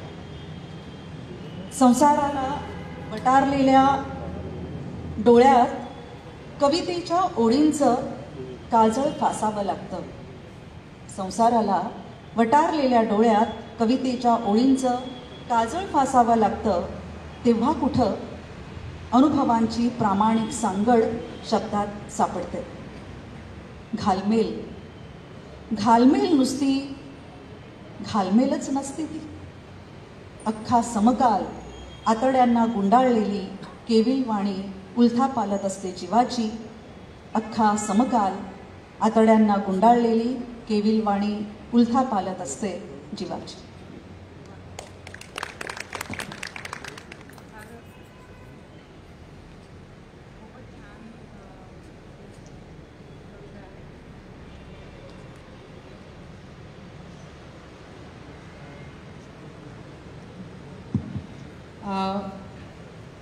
सावित्रीबाई फुले ते कल्पना दुधाळ खरं तर असा एक पटच आहे आपण म्हणूया ह्या सगळ्या 150 वर्षातल्या कवितेचा. कारण कल्पना दुधाळ ही आजची कवयित्री आहे, आत्ताच्या काळाची कवयित्री आहे. शेतीत रमणारी आणि अनेक शेतीतल्या इतक्या वेगवेगळ्या प्रतिमा घेऊन तिची कविता सजलेली आहे. म्हणजे मराठी कवितेमध्ये अशा प्रतिमा खूप कमी आलेल्या होत्या, त्या कल्पनाच्या कवितेमुळे आज ह्याच्यामध्ये आलेल्या आहेत की किती कोणत्या कोणत्या प्रकारची सल असू शकते, कोणत्या कोणत्या प्रकारचं जगणं असू शकतं बाईचं, ह्याच्याविषयी आपण पाहिलं तर म्हणजे ह्या सगळ्याच अख्ख्या 100 वर्षाचा असू देत किंवा अगदी पूर्वीच्या काळापासूनच्या सगळ्या बाई, इंदिराबाईंकडे आपण ज्याला पाहतो त्या मातृत्व आहे, विरह आहे, प्रेम आहे. आपल्याकडे मनामध्ये इंदिराबाईंची कविता कोणती असते तर नको नको पावसा असा धिंगाणा वेळी ही आपल्या मनामध्ये रुजलेली कविता, मनात सहज आपण गुणगुणणारी कविता. पण ह्या इंदिराबाईंनी सुद्धा मध्यमवर्गीय गार्गीसारखी कविता लिहिली आहे की शिजणारीही तीच आणि शिजवणारीही तीच असं म्हणणार आहे. शिजवणारीही तीच आणि शिजणारीही तीच. किंवा मी म्हणजे चालत्या हेच काही चालत्या बोलत्या पाषाणाला सुख नाही दुःख नाही असं त्यांनी म्हटलंय. एक छोटीशी कविता इंदिराबाईंची मी वाचते. कांडण नावाची कविता आहे. किती हलक्या म्हणजे अगदी तरल शब्दांमध्ये अगदी बाईच्या मनातली ही सगळी सल कशा ते व्यक्त करतायत ते पाहूया आपण. कुंकू भिजले घामाने कानी कुंडले नाचती, कुंकू भिजले घामाने कानी कुंडले नाचती, वाक्या काकणांचे हात दोन मुसळे तोलती, वाक्या काकणांचे हात दोन मुसळे तोलती, घावा मागुनी या घाव भरे कांडणाचा वारा, श्वास घुमती लयीत झाला विश्वाचा भोवरा. चाले कशाचे कांडण, चाले कशाचे कांडण, घाव घालत आता फक्त माझे काळीज उखळ, तेही आता शब्दमुक्त, तेही आता शब्दमुक्त. ती छोटी छोटी कडवी आहे पण अतिशय सुंदर पद्धतीने इंदिराबाईंनी ह्या काळजावर घालणाऱ्या घावांबद्दल, त्या कांडणाबद्दल लिहिलेलं आहे. हे सगळंच मला वाटतं सगळं असं जगणं स्त्रीचं होतं हे आपलं प्राक्तन समजून अनेक स्त्रिया जगत होत्या आणि आजही अनेक जणी जगतायत असं आपल्याला दिसतंय. पण तरी पण मला वाटतं की हे सगळं ओलांडून बाहेर पडणं किती महत्त्वाचं असतं. जसं प्रभा गणोरकर त्यांच्या एका कवितेमध्ये म्हणतायत की ज्या घरातनं पुरुषही बाहेर पडले नव्हते अशा घराचा उंबरा ओलांडून आज मी एक स्त्री बाहेर पडलेली असं प्रभाबाईंनी म्हटलेलं आहे. आणि केवळ उंबरा ओलांडून त्या बाहेर पडल्या नाहीत तर स्वतःची अशी एक लिपी शोधण्याची भाषा प्रभा गणोरकरांसारखी कवयित्री करायला लागली. मला आम्ही नेहमी जेव्हा स्त्रीवादी कवितेचा विचार करतो ह्या सगळ्या कवयित्रींनी कुठेतरी स्त्रीच्या वेदनेचा पट मांडलेलाच आहे. पण आम्ही नेहमी सुरुवात ही प्रभा गणोरकर यांच्या कवितेने करतो कारण स्त्रीत्वाचा उंबरा ओलांडून बाहेर पडलेली आणि स्वतःची लिपी घडवणारी कवयित्री म्हणून त्यांच्याकडे आम्ही बघतो. लिपी नावाची एक छोटी त्यांची कविता सादर करते.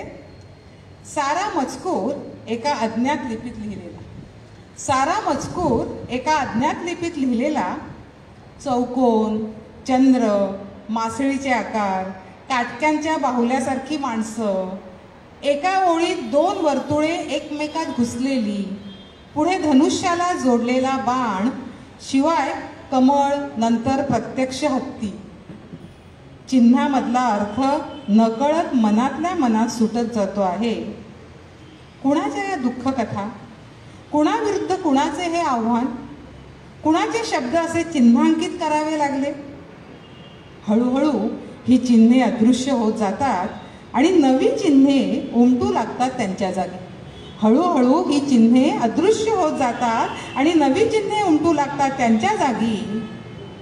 माझी भाषा, माझा शब्द, माझा आवाज हरवलेला जर आहे या कोलाहलात, माझी भाषा, माझा शब्द, माझा आवाज हरवला जर आहे या कोलाहलात, तर मलाही अशी वेगळी लिपी शोधावी लागणार, मलाही अशी वेगळी लिपी शोधावी लागणार.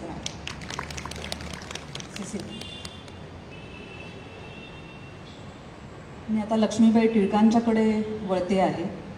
त्या काळामध्ये नातेसंबंध इतके घट्ट होते.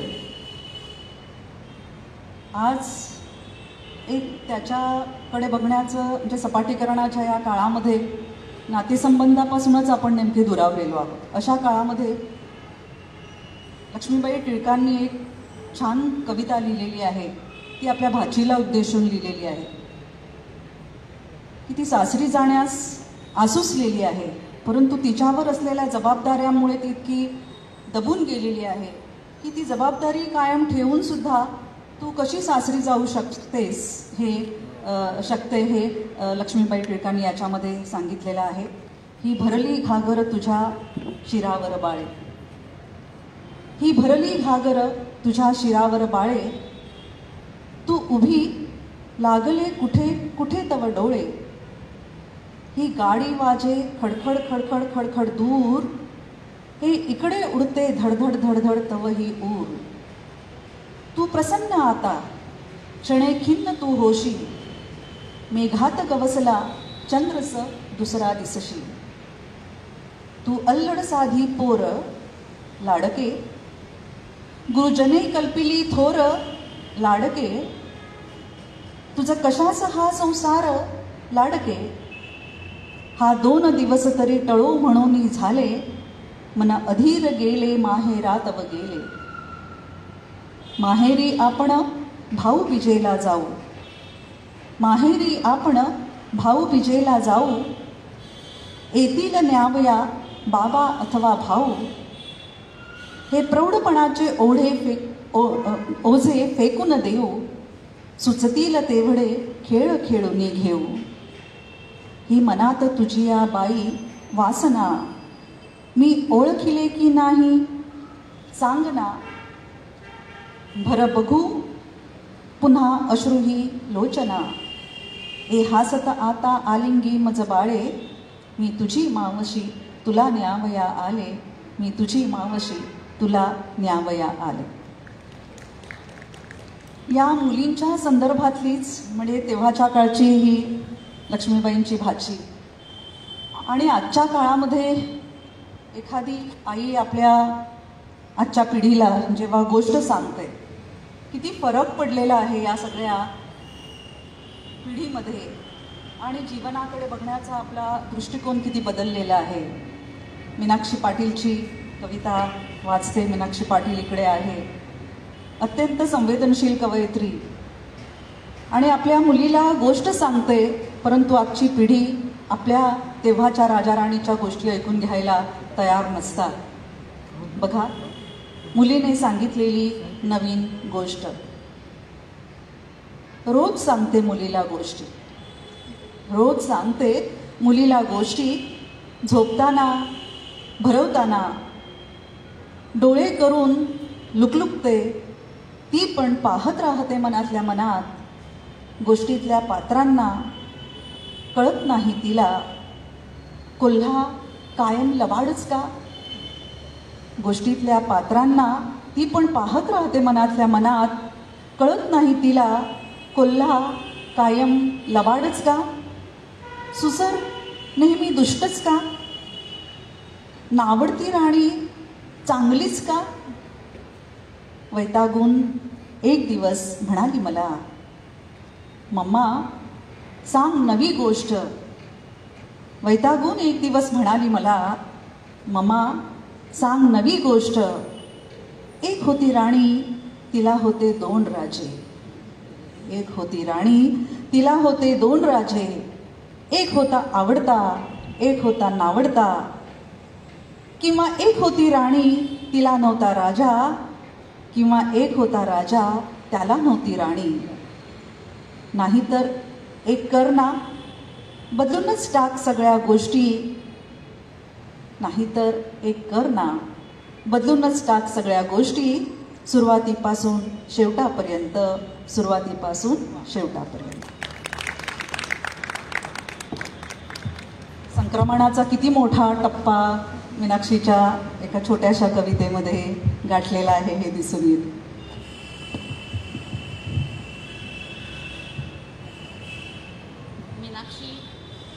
मीनाक्षी पाटील यांची खूप अप्रतिम कविता आत्ताच सिसिलियाने आपल्यासमोर ठेवली. गोष्टी बदलणं, मिथकांना पूर्णपणे वर्तमानामध्ये पुनर्वाचन करणं, मिथकांचं पौराणिक अशा संदर्भांचं वर्तमानामध्ये पौराणिक संदर्भांना आणून त्या प्रकाशामध्ये त्यांना उलटंपालटं करणं, म्हणजे गोष्टींपासून, परिकथांपासून, पौराणिकतेपासून, मिथकांपासून, धर्मग्रंथातल्या अनेक संदर्भांपासून कवयित्री सगळं उलटंपालट करत सुटलेल्या आहेत. आणि त्या अर्थाने अनेक नावं खरं तर इथे घेता येतील. मी आता म्हणजे मीनाक्षीची तर ही कविता अतिशय ताकदीची कविता आहे. जो सगळा पुनर्शोध सगळ्या लिहिणाऱ्या स्त्रिया घेत चाललेल्या आहेत, त्यातला एक अतिशय महत्त्वाचा आवाज म्हणजे मीनाक्षी पाटील यांची कविता म्हणता येईल.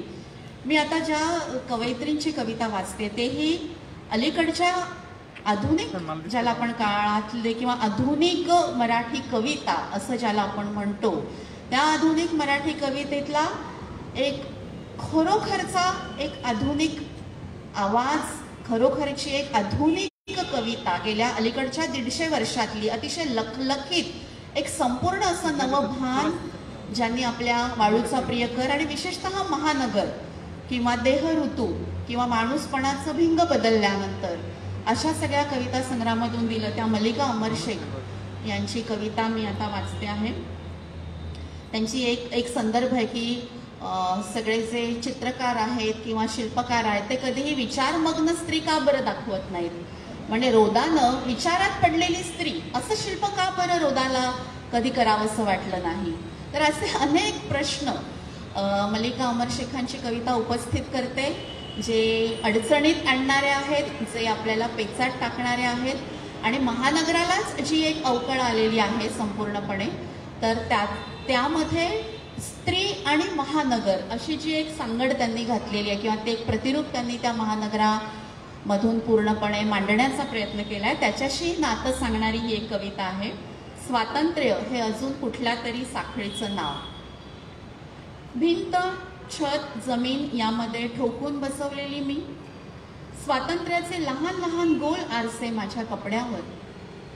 खूप लहानपणी माझे हात मऊ गरम भाकरीसारखे होते आणि स्वप्नांना चावून खाता यायचं.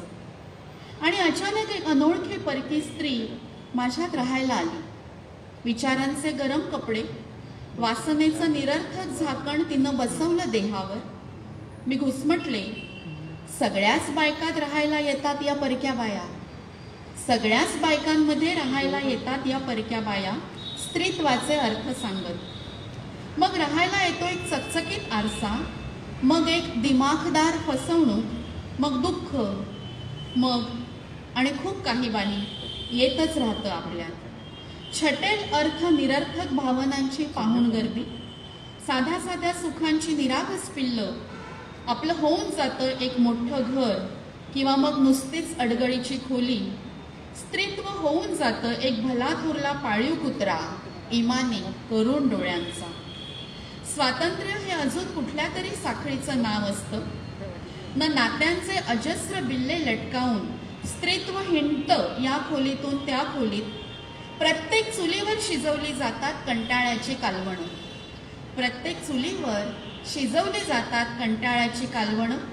बायका शरीर स्वच्छ करतात, कोंबडी सोलावी भरकन तसं, कपडे धुतात, घर साफ करतात, स्वेटर विणतात, खूप काय काय काही बाही करत राहतात. स्वातंत्र्याच्या आरशात काहीच दिसत नाही, स्वातंत्र्याच्या आरशात काहीच दिसत नाही. स्त्रीत्व जे खाऊन टाकतं स्त्रीला हळूहळू चवीनं, स्त्रीत्व जे खाऊन टाकतं स्त्रीला हळूहळू चवीनं. ज्याला हरकत घेत नाही कुठलीच स्त्री, ज्याला हरकत घेत नाही कुठलीच स्त्री.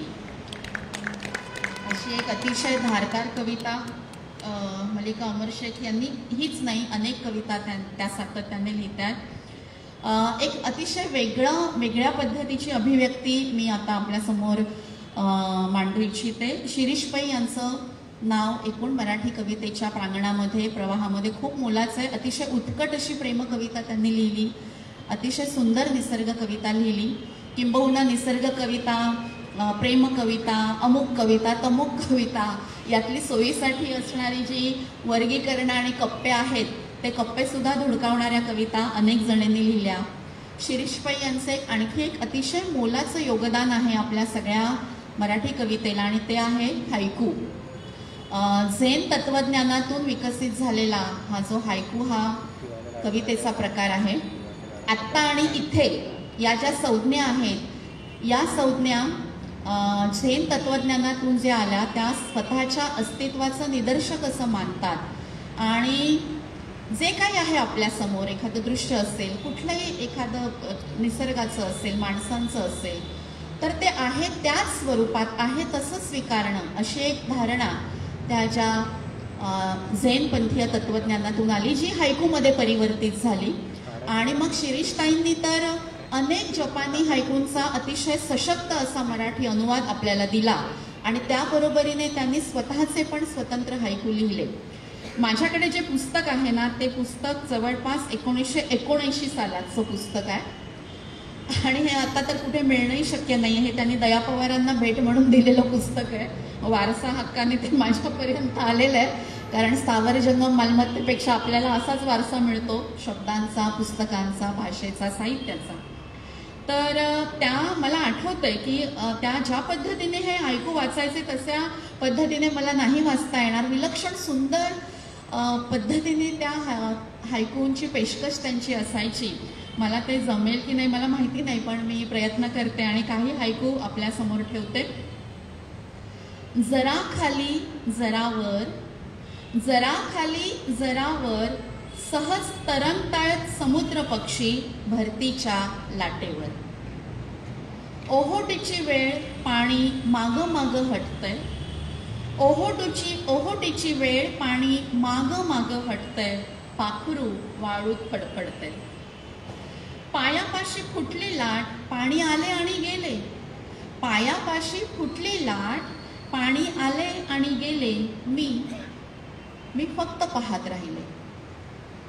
इतक्या वेगानं गाडी पुढं गेली, इतक्या वेगानं गाडी पुढं गेली, रस्त्यावर उमललेली रानफुलं डोळे भरून पाहताही नाही आली, रस्त्यावर उमललेली रानफुलं डोळे भरून पाहताही नाही आली. एक अतिशय गाजलेला त्यांचा हायकू आहे, तो वाचते. फुलपाखराचा. येस. नको रे धरूस, मला पाठ आहे तो, पण इकडे तिकडे व्हायला नको म्हणून. नको रे धरूस चिमटीत फुलपाखराचं नाजूक अंग. किती तरलपणा आहे. नको रे धरूस चिमटीत फुलपाखराचं नाजूक अंग, आधीच दुखतोय पंखावरला रंग, आधीच दुखतोय पंखावरला रंग. आणि शेवटचे दोन तुकडे, शेवटचे दोन हायकू वाचते.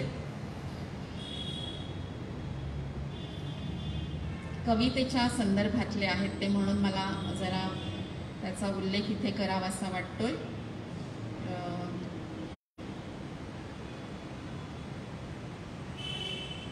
हा, कवितांचं पुढं काय होतं, कवितांचं पुढं काय होतं.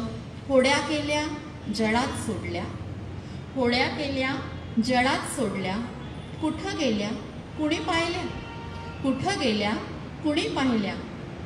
लिहित लिहित लिहित जायचं, लिहित लिहित लिहित जायचं, वेडं वाकडं वाढतंय झाड, कुठं कुठं आवरायचं. पुढची कविता.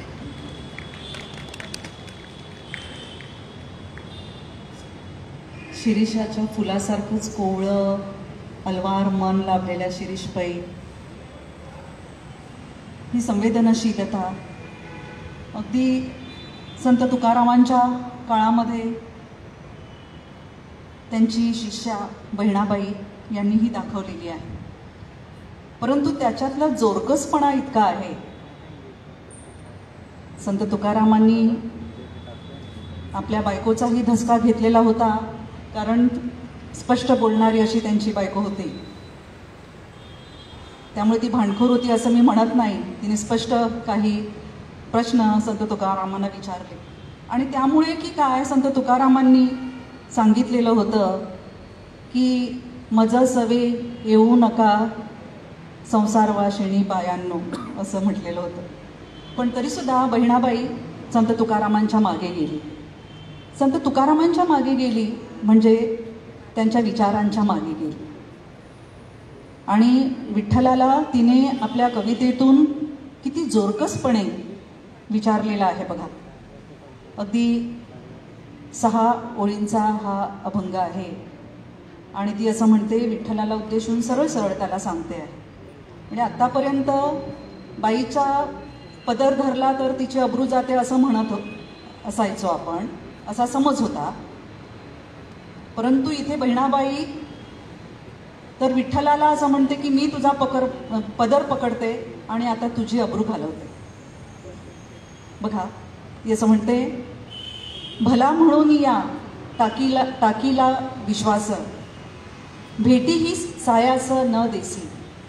तू मला सहजासहजी भेट देत नाहीस, मी तुझ्यावर एवढा विश्वास टाकलेला आहे आणि तरीसुद्धा तू मला भेट देत नाहीस. भला म्हणून या टाकीला विश्वास, भेटी ही सायास न देसी गा. धरीन पदर अकस्मात तुझा, जाईल हे लाज जनामध्ये. धरीन पदर अकस्मात तुझा, जाईल हे लाज जनामध्ये. बहिणी म्हणे तुझं ठावी लावी येले. बहिणी म्हणे तुझं ठाई लावी येले, भेटी देई बोले अति जीवा. ती म्हणते की तू जर मला दर्शन दिलं नाहीस, तू जर मला भेटला नाहीस, तर मी तुझं उपरणं ओढीन, तुझा पदर ओढीन आणि तुझीच अब्रू घालवीन. इतका धीटपणा आणि संत तुकारामांच्याकडून आलेला फटकळपणा बहिणाबाईंच्यामध्ये आपल्याला दिसतो आहे. खरं म्हणजे लोकसाहित्यापासूनच हे इतकं स्पष्ट वक्तेपण तेव्हाच्या काळातून आपल्यापर्यंत चालत आलेलं आहे. आणि म्हणूनच आज आपण जेव्हा प्रज्ञाची कविता वाचतो किंवा नीरजाची कविता वाचतो, आता आमच्या या समकालीन म्हणून मी म्हणते की तेच रक्त आमच्यामध्ये धावतं आहे आणि तेच आम्ही स्पष्टपणाने आजच्या काळाला जाब विचारण्याचा प्रयत्न करतोय. आणि असा जाब विचारण्याआधी आपली काही तयारी व्हायला हवी आहे आणि ही तयारी पटकन होत नाही. आत्मबल प्राप्त होण्यासाठी खूप काळ जावा लागतोय आणि आयुष्याच्या रामरगाड्यामध्ये आपण आपला आत्मशोध घेणं विसरून जातो की काय असं कुठे वाटायला लागतं. पण मग अचानक बाईला आपल्या आत्मबळाचा शोध लागतो. आरसा नावाच्या कविता संग्रहामध्ये आसावरी काकडेने प्रिय सखी नावाची कविता लिहिलेली आहे. त्याच्यामध्ये तिने हे किती टप्प्याटप्प्यांनी मांडलेलं आहे बघा. प्रिय सखी, सध्या मी 8 पाट नगरातील एका भव्य पिंजऱ्यात राहते आहे. प्रिय सखी, सध्या मी 8 पाट नगरातील एका भव्य पिंजऱ्यात राहते आहे. याच्या भिंतींना पाचूचा रंग आहे आणि याला चांदीचे छत आहे. याची दारं पारदर्शी आहेत आणि गंमत म्हणजे ती बाहेरून नाही तर आतून बंद आहेत. याची दारं पारदर्शी आहेत आणि गंमत म्हणजे ती बाहेरून नाही आतून बंद आहेत. उडी मारून कडी काढता येईल एवढीच ती उंच आहेत. ही पारदर्शी दारं उडी मारून कडी काढता येईल एवढीच ती उंच आहेत.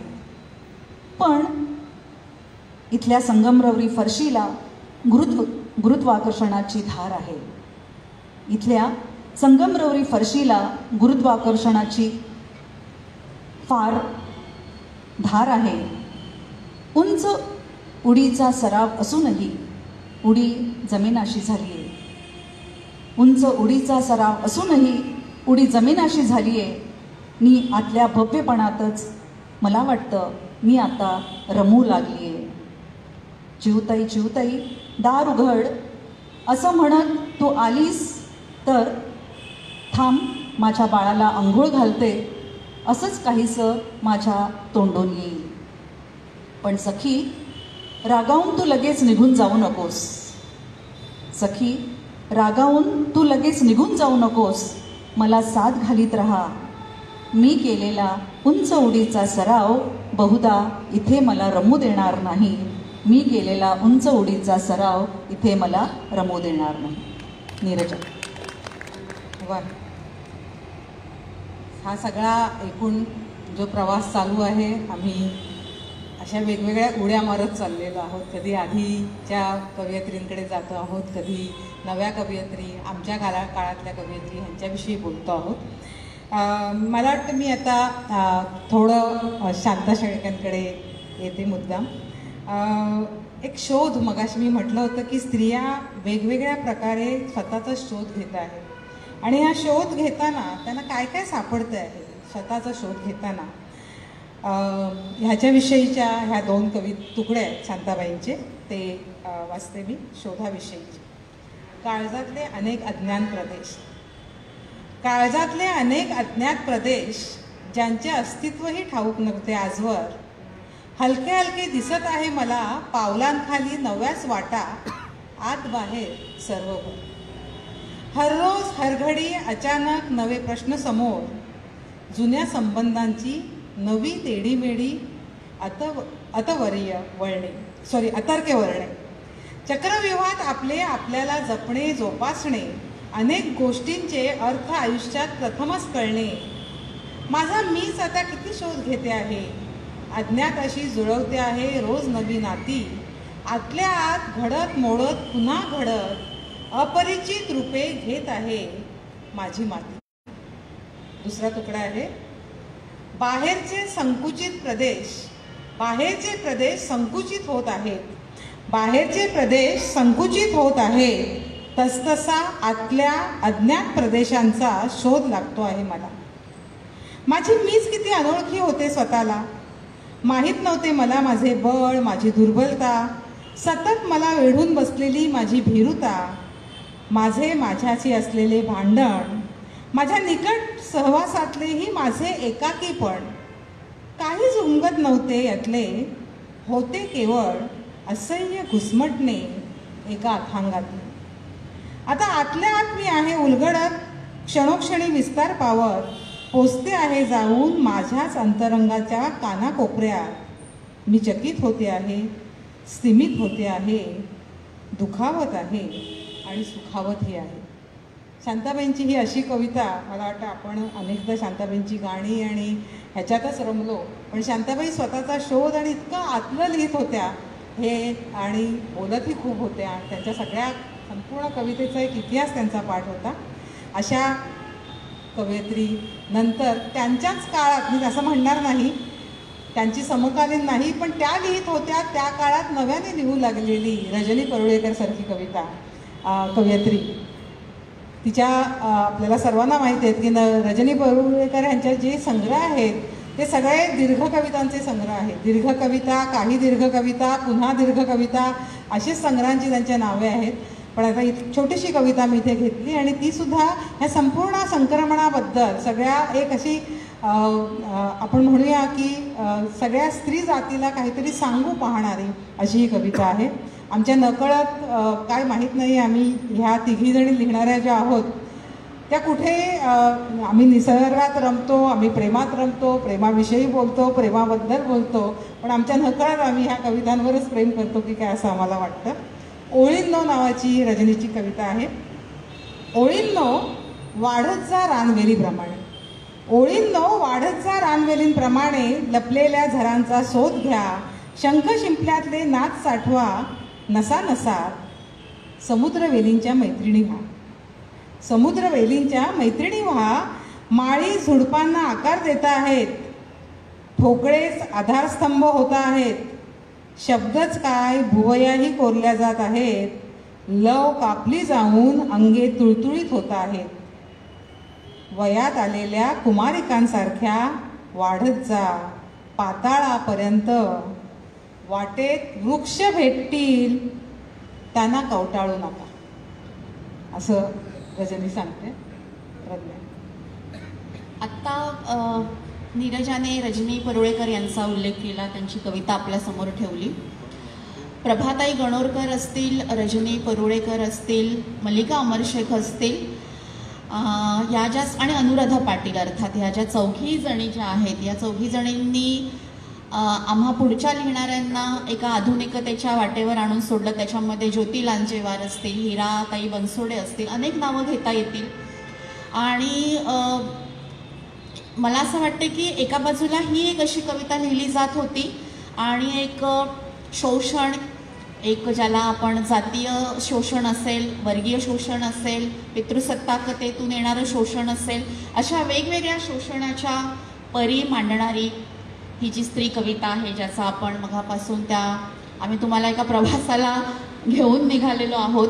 तुम्ही अतिशय प्रेमाने ऐकता आहात आम्हाला खूप आनंद याचा झाला की दीर्घ काळानंतर आम्ही पण एका जाहीर अशा कार्यक्रमाला, आजचा खरं तर हा पहिलाच कार्यक्रम आहे कोविड काळानंतरचा आणि तुम्हीही शांतपणे ऐकता आहात। मी आता अनुराधा पाटील ताईंची कविता आपल्यासमोर ठेवते। पोरी नावाची कविता आहे त्यांची। पुलाच्या कठड्यावर पाया झुलवीत बसली आहे मुलगी, मी विचार करते ती मोठी झाल्यावर इकडे उडी घेईल की तिकडे, ती देईल मुलाला जन्म की नुसत्याच मुली जन्माला घालून गौली जाईल अक्षम्य अपराधाच्या साखळीत। मी पाहते तिला गरगरत्या आकाश पाळण्यात वाहत्या वाऱ्याच्या कानाशी बिलगून खिदळताना, जिथं जमिनीवरचे पाय सुटण्याची भीती तिला स्पर्शही करत नाही।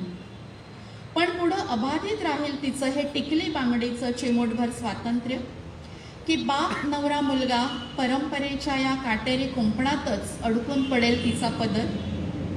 तिला करता येईल टकमक टोकावर उभं राहून हाती न येणाऱ्या झगमगत्या नक्षत्रावर स्वतःला उधळून प्रेम, की अंगवळणी पडलेल्या सवयीनं ती मोजेल मुकाट हमखास सुकणाऱ्या आयुष्याचे पहिले पाढे 55। ती वाचते शाळेच्या जुनाट बाकावर बसून नेमलेली पुस्तकं एकाग्रतेने, कदाचित कळेल तिला गाजलेल्या पुस्तकाच्या नुसत्या आवृत्त्यांवर आवृत्त्या आणि माणूस तेवढा संपूर्ण कागदाबाहेर कुठेही, की तिच्या कक्षेबाहेरच राहील आयुष्य नावाची गाजराची पुंगी, वाजली तर वाजू द्यावी, नसता मोडून खावी, अशा बेहद्द कडू घासा सोबत गिळण्याची गरज। पोरी, उपलब्ध नसतं कधीच दुःखाला अर्थपूर्ण करणारं कुठलंही रसायन, आणि आपले काळे पंख पसरून ते कवेत घेतं तुमचं उरलं सुरलं आकाश, म्हणून जगण्याच्या अंगानंच उलगडत न्यावा लागेल तुला तुझ्या झुलत्या झोक्याच्या दोराला पडणारा पीड, आणि स्वीकाराच्या दिशेनंच मोजावं लागेल तुझ्या जमीन अस्मानातलं अफाट अंतर, आणि स्वीकाराच्या दिशेनंच मोजावं लागेल तुझ्या जमीन अस्मानातलं अफाट अंतर। अतिशय स्वागतशील, सकारात्मक आणि पुढच्या पिढीकडे काही एक वेगळं संचित देणारी अशी कविता अनुराधा पाटील यांची। यानंतर ज्योती लांजेवार, मी आत्ताच उल्लेख केला होता, ज्योती लांजेवारांचाही अनेक संग्रह, अतिशय महत्त्वाचे संग्रह। त्यांची एक छोटीशी कविता, वेळ फार कमी आहे याची जाणीव आम्हाला सगळ्यांना आहे, अतिशय छोटीशी कविता मी वाचते। त्यांच्या मनातली जात, जात नाहीच आहे असं आपण म्हणतो, म्हणजे भौतिकतेमध्ये सुद्धा जात नाही आहे, मनामध्येही नाही। त्यामुळे ज्योती लांजेवारांनी जो प्रश्न उपस्थित केलेला आहे तो प्रश्न आपल्याला डिवचणारा आहे, आपल्याला अंतर्मुख करणारा आहे। त्यांच्या मनातली जात, आता तरी थांबवावे त्यांनी गळा काढणे, 2 डगरीवर पाय सोयीप्रमाणे चालणे। मंच बदलला की झटकन बदलते भाषा, मंच बदलला की झटकन बदलते भाषा, आहोत माणूस वेडे धरतो तरी आशा।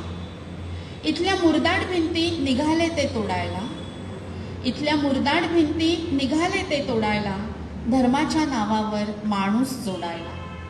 ज्यांचे आदर्श आहेत अजूनही पुराण पोथ्या, ज्यांचे आदर्श आहेत अजून पुराण पोथ्या, भाषा जरी क्रांतीची सारी वचने मिथ्या। त्यांच्या मनातली जात आजही अंगठे छाटते, त्यांच्या मनातली जात आजही अंगठे छाटते, धर्माच्या नावावर त्यांची संस्कृती बाटते, धर्माच्या नावावर त्यांची संस्कृती बाटते।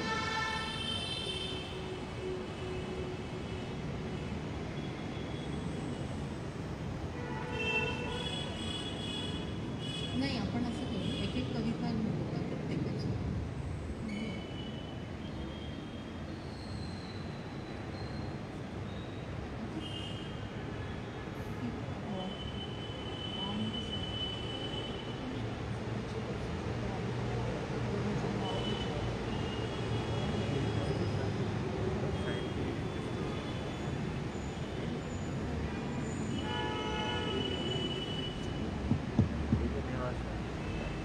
मला वाटतं आम्हाला ज्याप्रमाणे 1.5 तासाचा वेळ दिला होता त्याप्रमाणे आम्ही तयारी केली होती, पण मला वाटतं उशीर झालेला आहे असं वाटतं। कार्यक्रम उशिरा सुरू झाला एक अजून 10 मिनटं, मला वाटतं आम्ही 10 ते 15 मिनटं घेतो आणि मग आपण थांबूया.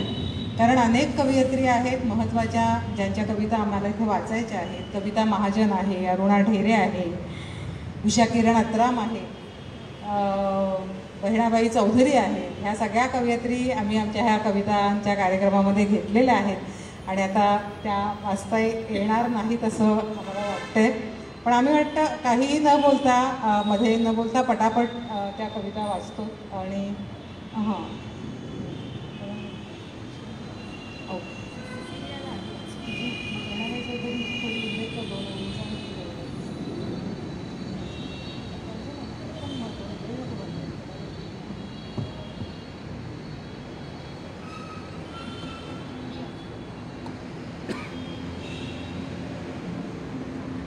बहिणाबाईंच्या कवितेचा फक्त मी उल्लेख करते, कारण थोडीशी मोठी कविता आहे, परंतु हिरिताचं देणं घेणं असं तिची एक कविता आहे आणि त्याच्यात इतका सुंदर भाव तिने वर्णन केलेला आहे की त्या असं म्हणतात की शेतातून पीक जेव्हा उमलतं, बाहेर येतं, त्यावेळेला ते पीक माणसाची वाट बघत असतं की आपल्याला कोणीतरी खावं आणि त्यांचं पोट भरावं.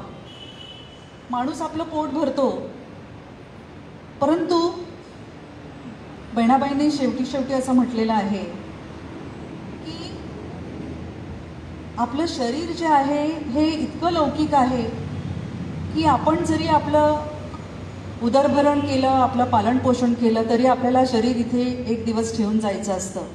आणि त्यामुळे शेवटी उरतं ते हिरिताचं देणं घेणं, हृदयाचं देणं घेणं जे आहे, नातेसंबंध आहेत, भावना ज्या आहेत, त्या जगवणं फार महत्त्वाचं असतं.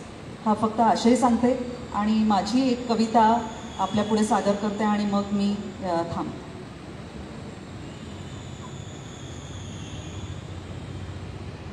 मला खरं प्रज्ञाची एक कविता, मला आवडलेली कविता वाचून दाखवायची होती, परंतु वेळेच्या अभावी प्रज्ञा मी वाचत नाही. आपण सर्वांनी आमच्याही कविता वाचलेल्या असतीलच आणि त्यामुळे त्या पुन्हा सादर न करता मी माझी एक कविता सादर करतो. ही वाट फक्त देवळापर्यंतच जाते, ही वाट देवळाकडे जाते, पण ती तुम्हाला स्वर्गाकडे नेईलच असे नाही.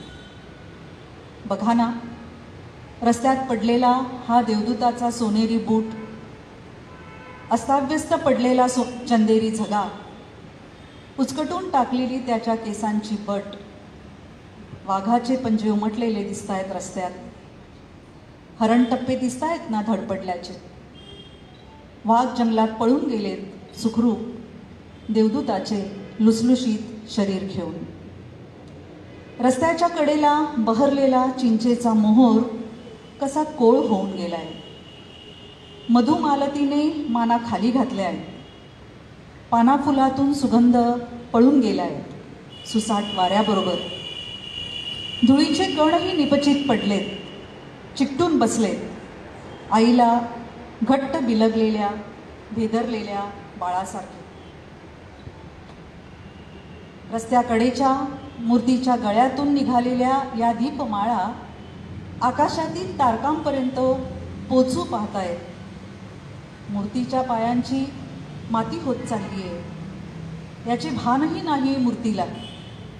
दररोज मंदिराकडे जाणाऱ्या पाऊलठशांनी तयार झाली आहे ही मंदिराकडे जाणारी वाट. देवळाकडे जाणारी ही वाट तुम्हाला फक्त देवळापर्यंतच घेऊन जाईल, ती तुम्हाला स्वर्गापर्यंत घेऊन जाईल असे नाही, ती तुम्हाला स्वर्गापर्यंत घेऊन जाईलच असे नाही. धन्यवाद.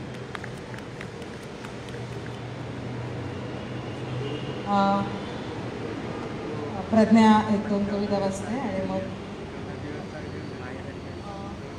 वेळ खूप कमी आहे. फक्त काही कवयित्रींच्या कविता राहून गेल्यात, पण एका कवयित्रीच्या कवितेचा उल्लेख करावा लागेल. कविता महाजन आमच्यामधली अतिशय ताकदीची कवयित्री. तिची कविता 2 तुकडे वाचते फक्त आणि मग मी माझी कविता वाचते आणि थांबते आणि शेवट आपण नीरजा यांच्या कवितेने करूया, चालेल ना? कविता महाजन यांची अखेरपर्यंत ही कविता आहे. बाई घाबरते एकटं बिकटं राहण्याला, अंधाराला, लख झगझगीत उजेडाला, अनोळखी व ओळखीच्याही परिसराला. दुपारी वाजणाऱ्या दाराच्या बेलला, रात्रीच्या फोनला, न वाचलेल्या तारेला बाई घाबरते सुंदर दिसण्याला. बाजूनं जाणाऱ्या कोणत्याही पुरुषाला, सासूला, नवऱ्याला, मुलाला, पालेला, झुरळाला, उंदराला बाईला हवी असते सुरक्षितता, आधार, टेकू कशा ना कशाचा बाईपणा टिकवण्यासाठी. बाई विखरून ठेवते बाईपणा लाख गोष्टींमध्ये आणि जपत बसते पुन्हा ते कुंकवापासून ते गर्भाशयापर्यंतचे एवढे तेवढे तुकडे क्षमतांच्या फटी बुजवणारे. भयाच्या लईत थरथरत क्षीण दुबळी होत जाते बाई. बंद करते साऱ्या खिडक्या, दरवाजे, तावदानं. बंद करते वारे वावदानं, पाऊस, उन्ह, संवेदनांची सारी रंध्र बंद करते. बाई घाबरते स्वतःच्या कोंडून न ठेवता येणाऱ्या मनाला, उधाणून उसळणाऱ्या देहाला, मेंदूचा विचार करण्याच्या क्षमतेला. बाई घाबरते अखेरपर्यंत स्वतःला. बाई घाबरते अखेरपर्यंत स्वतःला.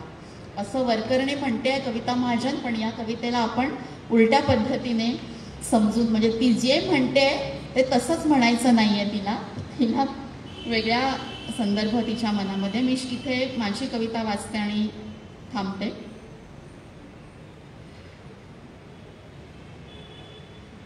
प्रेयसीला कान कापून देणाऱ्या चित्रकारासारखे, प्रेयसीला कान कापून देणाऱ्या चित्रकारासारखे मला हे डोळे कापून द्यायचे आहेत तुला, ज्यांनी अपराध केलाय कवयित्रीच्या नजरेने जग पाहण्याचा. प्रेयसीला कान कापून देणाऱ्या चित्रकारासारखे मला हे डोळे कापून द्यायचे आहेत तुला, ज्यांनी अपराध केलाय कवयित्रीच्या नजरेने जग पाहण्याचा. हजार वेळा काहीतरी पाहून उठलेले रोमांच आजवर थापलेल्या भाकऱ्यांपेक्षा अधिक भरतील. हजार वेळा केलेलं प्रेमाचं बांधकाम पुन्हा पुन्हा झळाळून उठेल तीक्ष्ण चालवलेल्या छिन्नीपेक्षा. हवेत मी पसरून टाकला माझा मांसल गंध, मातीत पुरला हाडांचा चुरा, पृथगात्मतेच्या क्षणात वर खाली होणाऱ्या घसरगुंडीवर तोलून धरला अवघा पसारा. आता नसेल वेदना, नसतील झोप नष्ट करून टाकणाऱ्या स्त्रियांच्या काळ्याभोर सावल्या, नसतील आक्रोश चित्कार रक्ताळलेल्या मांड्या. घे ना आता अलगद कापून काढलेले माझे हे डोळे, घे ना आता अलगद कापून काढलेले माझे हे डोळे. त्याचं नेमकं काय करणार आहेस तू, त्याचं नेमकं काय करणार आहेस तू, माहीत नाही मला, माहीत नाही मला. व्हॅन गॉगला तरी कुठं माहीत होतं, व्हॅन गॉगला तरी कुठं माहीत होतं. धन्यवाद. ह्या सगळ्या कविता ऐकल्यानंतर कदाचित असं वाटू शकेल की केवळ स्त्रीचं जगणं, स्त्रीची वेदना, तिची दुःख ह्याच्याविषयीच ह्या सगळ्या कवयित्री बोलत आहेत की काय. पण एक लक्षात घ्यायला हवं की हा आत्ताचा जो सगळा काळ आहे, नवीन लिहिणाऱ्या ज्या सगळ्या कवयित्री आहेत ते इतक्या वेगवेगळ्या प्रकारचं लिहित आहेत. म्हणजे आता तुम्ही समजा प्रज्ञाची कविता असेल, कविताची असेल, किंवा आज नवीन लिहिणाऱ्या अनेक कवयित्री आहेत. इकडे विदर्भात पद्मरेखा धनकर आहे, नांदेडला सुचिता खल्लाळ आहे. ह्या सगळ्या कवयित्री आपल्या कवितेतून आजचं सामाजिक वास्तव, राजकीय भानसुद्धा व्यक्त करायला लागले. म्हणजे जे आतापर्यंत कवयित्रींवर जे काही आरोप नकळत होतात की तुम्ही तुमच्या दुःखामध्ये रमलेला आहात, तुमच्या वेदनेबद्दलच बोलता आहात, आजूबाजूला जे काही चाललेलं आहे, जे काही एक सामाजिक भयावह वातावरण आजूबाजूला आहे त्याच्याविषयी त्या सगळ्या बोलायला लागल्या आहेत. आणि जर तुम्ही ह्या सगळ्या कवयित्रीच्या या कविता इतरत्र वाचत असाल तर ते तुमच्या नक्की लक्षात येईल. वेळाअभावी पुन्हा मी ही एक कविता माझी सादर करते आणि नंतर त्याचा शेवट करण्यासाठी प्रज्ञाला सांगणार आहे. स्थलांतर नावाची कविता आहे. ह्या सगळ्या कोविड काळात झालेलं स्थलांतर आपण पाहिलेलं आहे वेगळ्या पद्धतीचं. पाठीवर लादून स्वतःला माणसं चालता आहेत न थकता, पाठीवर लादून स्वतःला माणसं चालता आहेत न थकता. सिसिफस सारखी कोणता डोंगर चढत असतात ती न कंटाळता. ठाऊक नसतं त्यांचं त्यांनाच, रस्ते तुडुंब भरले होते तेव्हा आणि आताही. रस्ते तुडुंब भरले होते तेव्हा आणि आताही कधी युद्धकैदी बनून चालत राहिले निमूट, तर कधी अपरिहार्यपणे जन्माला आले म्हणून. संस्कृतीच्या लांब लचक रस्त्यावरून चालताना काय लागलं हाती नेमकं? कोणत्या सुनसान रस्त्यावर भेटला त्यांना त्यांचा अल्ला, परमेश्वर किंवा गॉड माहीत नाही. आपापले क्रूस ओढून थकलेले देव चालत राहिले रस्त्यावरून युगानुयुगे. आपापले क्रूस ओढून थकलेले देव चालत राहिले रस्त्यावरून युगानुयुगे. रणरणत्या उन्हात, पावसात, कडाक्याच्या थंडीत करत राहिले स्थलांतर या प्रदेशातून त्या प्रदेशात जिवंत राहण्यासाठी. कधी चाऱ्याच्या शोधात तर कधी पाण्याच्या, कधी समृद्धीच्या तर कधी संस्कृती वसवता येईल अशा गावाच्या शोधात जात राहिले या खंडातून त्या खंडात. तेव्हा पायाच्या चाळणीला कोणतं औषध लावत होते लोक? नद्यांच्या काठांशी गावं वसवली आपली, चिडून घेतलं स्वतःला भिंतीमध्ये, बांधले विशाल राजवाडे. राजाने मारलं तर कुठे जायचं असा प्रश्न तेव्हाही पडत होता का त्यांना? राजाने मारलं तर कुठे जायचं असा प्रश्न तेव्हाही पडला होता त्यांना. शतकानुशतके शोधताहेत ते उत्तर या प्रश्नाचं. आज या नागमोडी उद्ध्वस्त वळणावळणावर दिसते आहे त्यांची सरपटणारी आशा, जी घेऊन चालली आहे त्यांना भुकेच्या किनाऱ्यापासून दूर स्वप्नांच्या प्रदेशात. स्वप्नात शिरताना कदाचित शिरतीलही ते मृत्यूच्या चक्रव्यूहात, आणि पडताही येणार नाही त्यांना बाहेर कधीच. आज जाण्याचा मार्ग दाखवला जातो अभिमन्यूला नेहमीच. आज जाण्याचा मार्ग दाखवला जातो अभिमन्यूला नेहमीच. बाहेर येण्याच्या मार्गाबद्दल मात्र बोलत नाही कोणताही कृष्ण. हे सारे उदास भयाकुल चेहरे निघाले आहेत अनंताच्या प्रवासाला. किती वर्षांचा वनवास असणार आहे माहीत नाही त्यांना. कोणत्या रावणाला हरवल्यावर जिंकणार आहोत आपण? जगण्याचं हे युद्ध हेही माहीत नाही त्यांना. जगण्याच्या वाटेवर सतत भेटत राहणारे, जगण्याच्या वाटेवर सतत भेटत राहणारे वेगवेगळे विषाणू आणि त्यांच्याशी लढण्यात खर्ची पडणारी ताकद. कोणत्या पेयाने पुन्हा मिळणार आहे हे नाही सांगितलं कोणीच टीव्हीवरच्या जाहिरातीत. नेमकं काय रहस्य आहे त्यांच्यात अचानक आलेल्या एनर्जीचं हेही नाही माहीत त्यांना. पण तरीही उन्हाच्या आडोशानं चालतायत. उन्हाच्या आडोशानं चालताना ते देत राहतात स्वतःलाच हात. वर काढतात कोणत्याही वेदनेच्या खाईतून आणि चालू लागतात निमूट संस्कृतीच्या या अवघड मार्गावरून. आणि चालू लागतात निमूट संस्कृतीच्या या अवघड मार्गावरून. शेवटी मी इतकंच म्हणेन की भाषा भरजरी तिचा उत्सव जरतारी, असं एक स्लोगन किंवा असा एक सुंदर ओळ घेऊन मराठी भाषा पंधरवडा जो आपण साजरा करतो आहोत, आम्हा सगळ्यांना स्त्री संक्रमणाचे कविता हे सूत्र घेऊन किंवा हे एक शीर्षक घेऊन आम्हाला इथे निमंत्रित केलं. आम्ही संजय कृष्णाजी पाटील सरांचे, मेथी क्रिएशन आणि सर्व संबंधितांचे अतिशय मनापासून आभार मानतो, कृतज्ञता व्यक्त करतो. डोईचा पदर आला खांद्यावरी, भरल्या बाजारी जाईन मी पासून जो प्रवास सुरू झालेला आहे तो आता दशदिशांनी पसरत चाललेला आहे. आणि मला नेहमी वाटतं की स्त्री कविता ही कुठेतरी जे आपलं वाङ्मयीन क्षेत्रामध्ये सुद्धा ज्या पद्धतीचं एक पुरुषी विश्व आहे किंवा ज्या पद्धतीची एक सत्ता संबंध आहे, तिथे सुद्धा बऱ्याचदा स्त्रियांची कविता समासाबाहेर ढकलण्याचं एक वेगळं राजकारण असतं. पण ते राजकारण बाजूला ठेवून आम्हा सगळ्यांना आजच्या या उद्घाटनाच्या कार्यक्रमामध्ये आमची दखलपात्र कविता आणि आमच्या पूर्वसुरी स्त्रियांची दखलपात्र कविता आपल्यासमोर अधोरेखित करण्याची संधी आम्हाला पाटील सरांनी दिली, संबंधितांनी दिली. याच्यासाठी आम्ही सर्वांप्रती कृतज्ञता व्यक्त करतो, आभार मानतो. पुन्हा एकदा धन्यवाद. खूप सुंदर असा कार्यक्रम आज या ठिकाणी सादर झाला. खरं तर आजच्या कार्यक्रमाची सुरुवात स्त्री संक्रमणाच्या कवितेनं झाली. हा एक सशक्त विचार आहे. कारण खुडू नको ग कळी आई, जगू दे ग मला, दिवा हवा वंशाला, पण ती नको का ग तुला. सांभाळेन मी पोरापरी, त्रास देणार नाही तुला. खुडू नको ग कळी आई, जगू दे ग मला.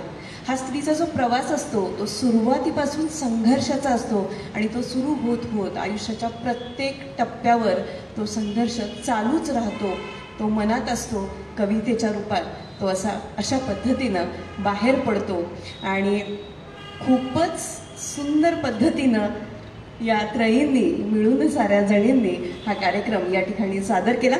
महाराष्ट्र शासनाच्या मराठी भाषा विभाग आणि सांस्कृतिक कार्य विभाग अंतर्गत राज्य मराठी विकास संस्था आणि पु ल देशपांडे महाराष्ट्र कला अकादमी यांच्या संयुक्त विद्यमाने आयोजित मराठी भाषा संवर्धन 15व्याच्या या सुंदर कार्यक्रमाचा हा शुभारंभ आज झाला.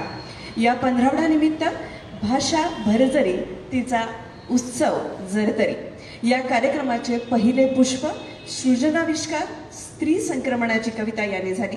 त्यातील सहभागी doctor Sicilia Carvalho, नीरजाताई, doctor Pradnya Daya Pawar madam यांचे मनपूर्वक आभार. डॉक्टर सुनील लवटे सर, ज्येष्ठ साहित्यिक आणि समीक्षक यांनी वेळात वेळ काढून या ठिकाणी कार्यक्रम आवर्जून पाहिला, उद्घाटन केलं, त्याबद्दल त्यांचे मनपूर्वक आभार. खरं तर आजच्या ज्या कविता उलगडत गेल्या त्याच्यामध्ये अनेक मोठमोठ्या कवयित्रींची नावं आपण ऐकली, पाहिली आणि त्यांच्या तोंडून जे शब्द आपल्या कानावर आदळत होते त्यातून बऱ्याच भावना उत्पन्न होत होत्या. जसं प्रेम, वात्सल्य ह्या एक मूलभूत आपले अंग आहेत, तसंच राग, चीड, बंडखोर वृत्ती आणि विद्रोह हाही आहे हे या कवितेतून, आणि तो संक्रमण काळ आपल्यासमोर अगदी तसाचा तसा या तिघींनी सादर केलेला आहे आणि तो आमच्यापर्यंत खरंच पोहोचलेला आहे. वेळेअभावी थोड्या कविता आपल्याला घेता आल्या नाही, त्याबद्दल खरोखर दिलगिरी व्यक्त करते. आणि प्रत्येक जणांना त्या खरोखर भिडल्या, म्हणजे मला सुद्धा तिथून काही कारणास्तव आज जावं लागलं तर जाऊ वाटत नव्हतं, पण खूप सुंदर कविता या ठिकाणी सादर झालेल्या आहेत. तसंच सर्व रसिक प्रेक्षकांचं, खरं तर कोविडचा काळ आहे आणि या ठिकाणी यायला सगळेजण थोडेसे अजून संकुचित मनोवृत्ती आहे की जावं की नाही, ऑनलाईन असेल तर ऑनलाईन पाहता येईल, त्यामुळं उपस्थिती कमी आहे. तरीही ऑनलाईन कार्यक्रम असणाऱ्या सर्व रसिक प्रेक्षकांचे या ठिकाणी मी आभार मानते. आयुष्यात रडण्यासारखं खूप आहे, निराशा आहे, रोगराई आहे, टाटातूट आहे आणि जरामरण आहे, जागतिकीकरण आहे. पण जेव्हा लेखक आणि कवी जागे होतात तेव्हाच खरं साहित्य प्रकटतं. सर्पदंश झाला की माणूस मरतो आणि ग्रंथदंश झाला की तो तरतो, तरल होतो आणि निर्भीड होतो. हेच आज या ठिकाणी आपण पाहिलं. मी पुन्हा एकदा महाराष्ट्र शासनाच्या मराठी भाषा विभाग आणि सांस्कृतिक कार्य विभागातर्फे आपलं सर्वांचं मनपूर्वक आभार व्यक्त करते, धन्यवाद देते. Thank you very much. आणि अध्यक्षांच्या परवानगीने हा कार्यक्रम संपला असे या ठिकाणी जाहीर करते. धन्यवाद.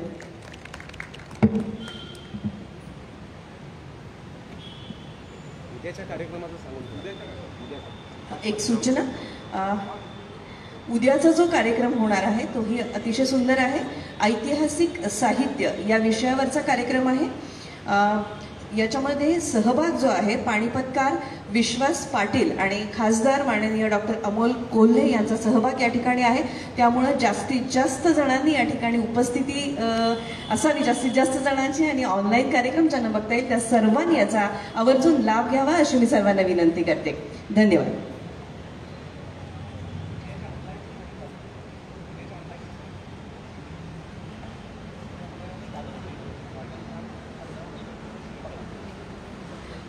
जागर मराठीचा मिती क्रिएशन निर्मित जो आपला ऑनलाईन कार्यक्रम असतो त्याच्यामध्ये उद्या कादंबरी या विषयावर कार्यक्रम होणार आहे. याच्यामध्ये सहभागी जे आहेत राजन खान, अभिराम भडकमकर सर आणि शिल्पा कांबळे. तर हा सुद्धा कार्यक्रम आपण आवर्जून पाहावा अशी मी पुन्हा एकदा विनंती करते. धन्यवाद.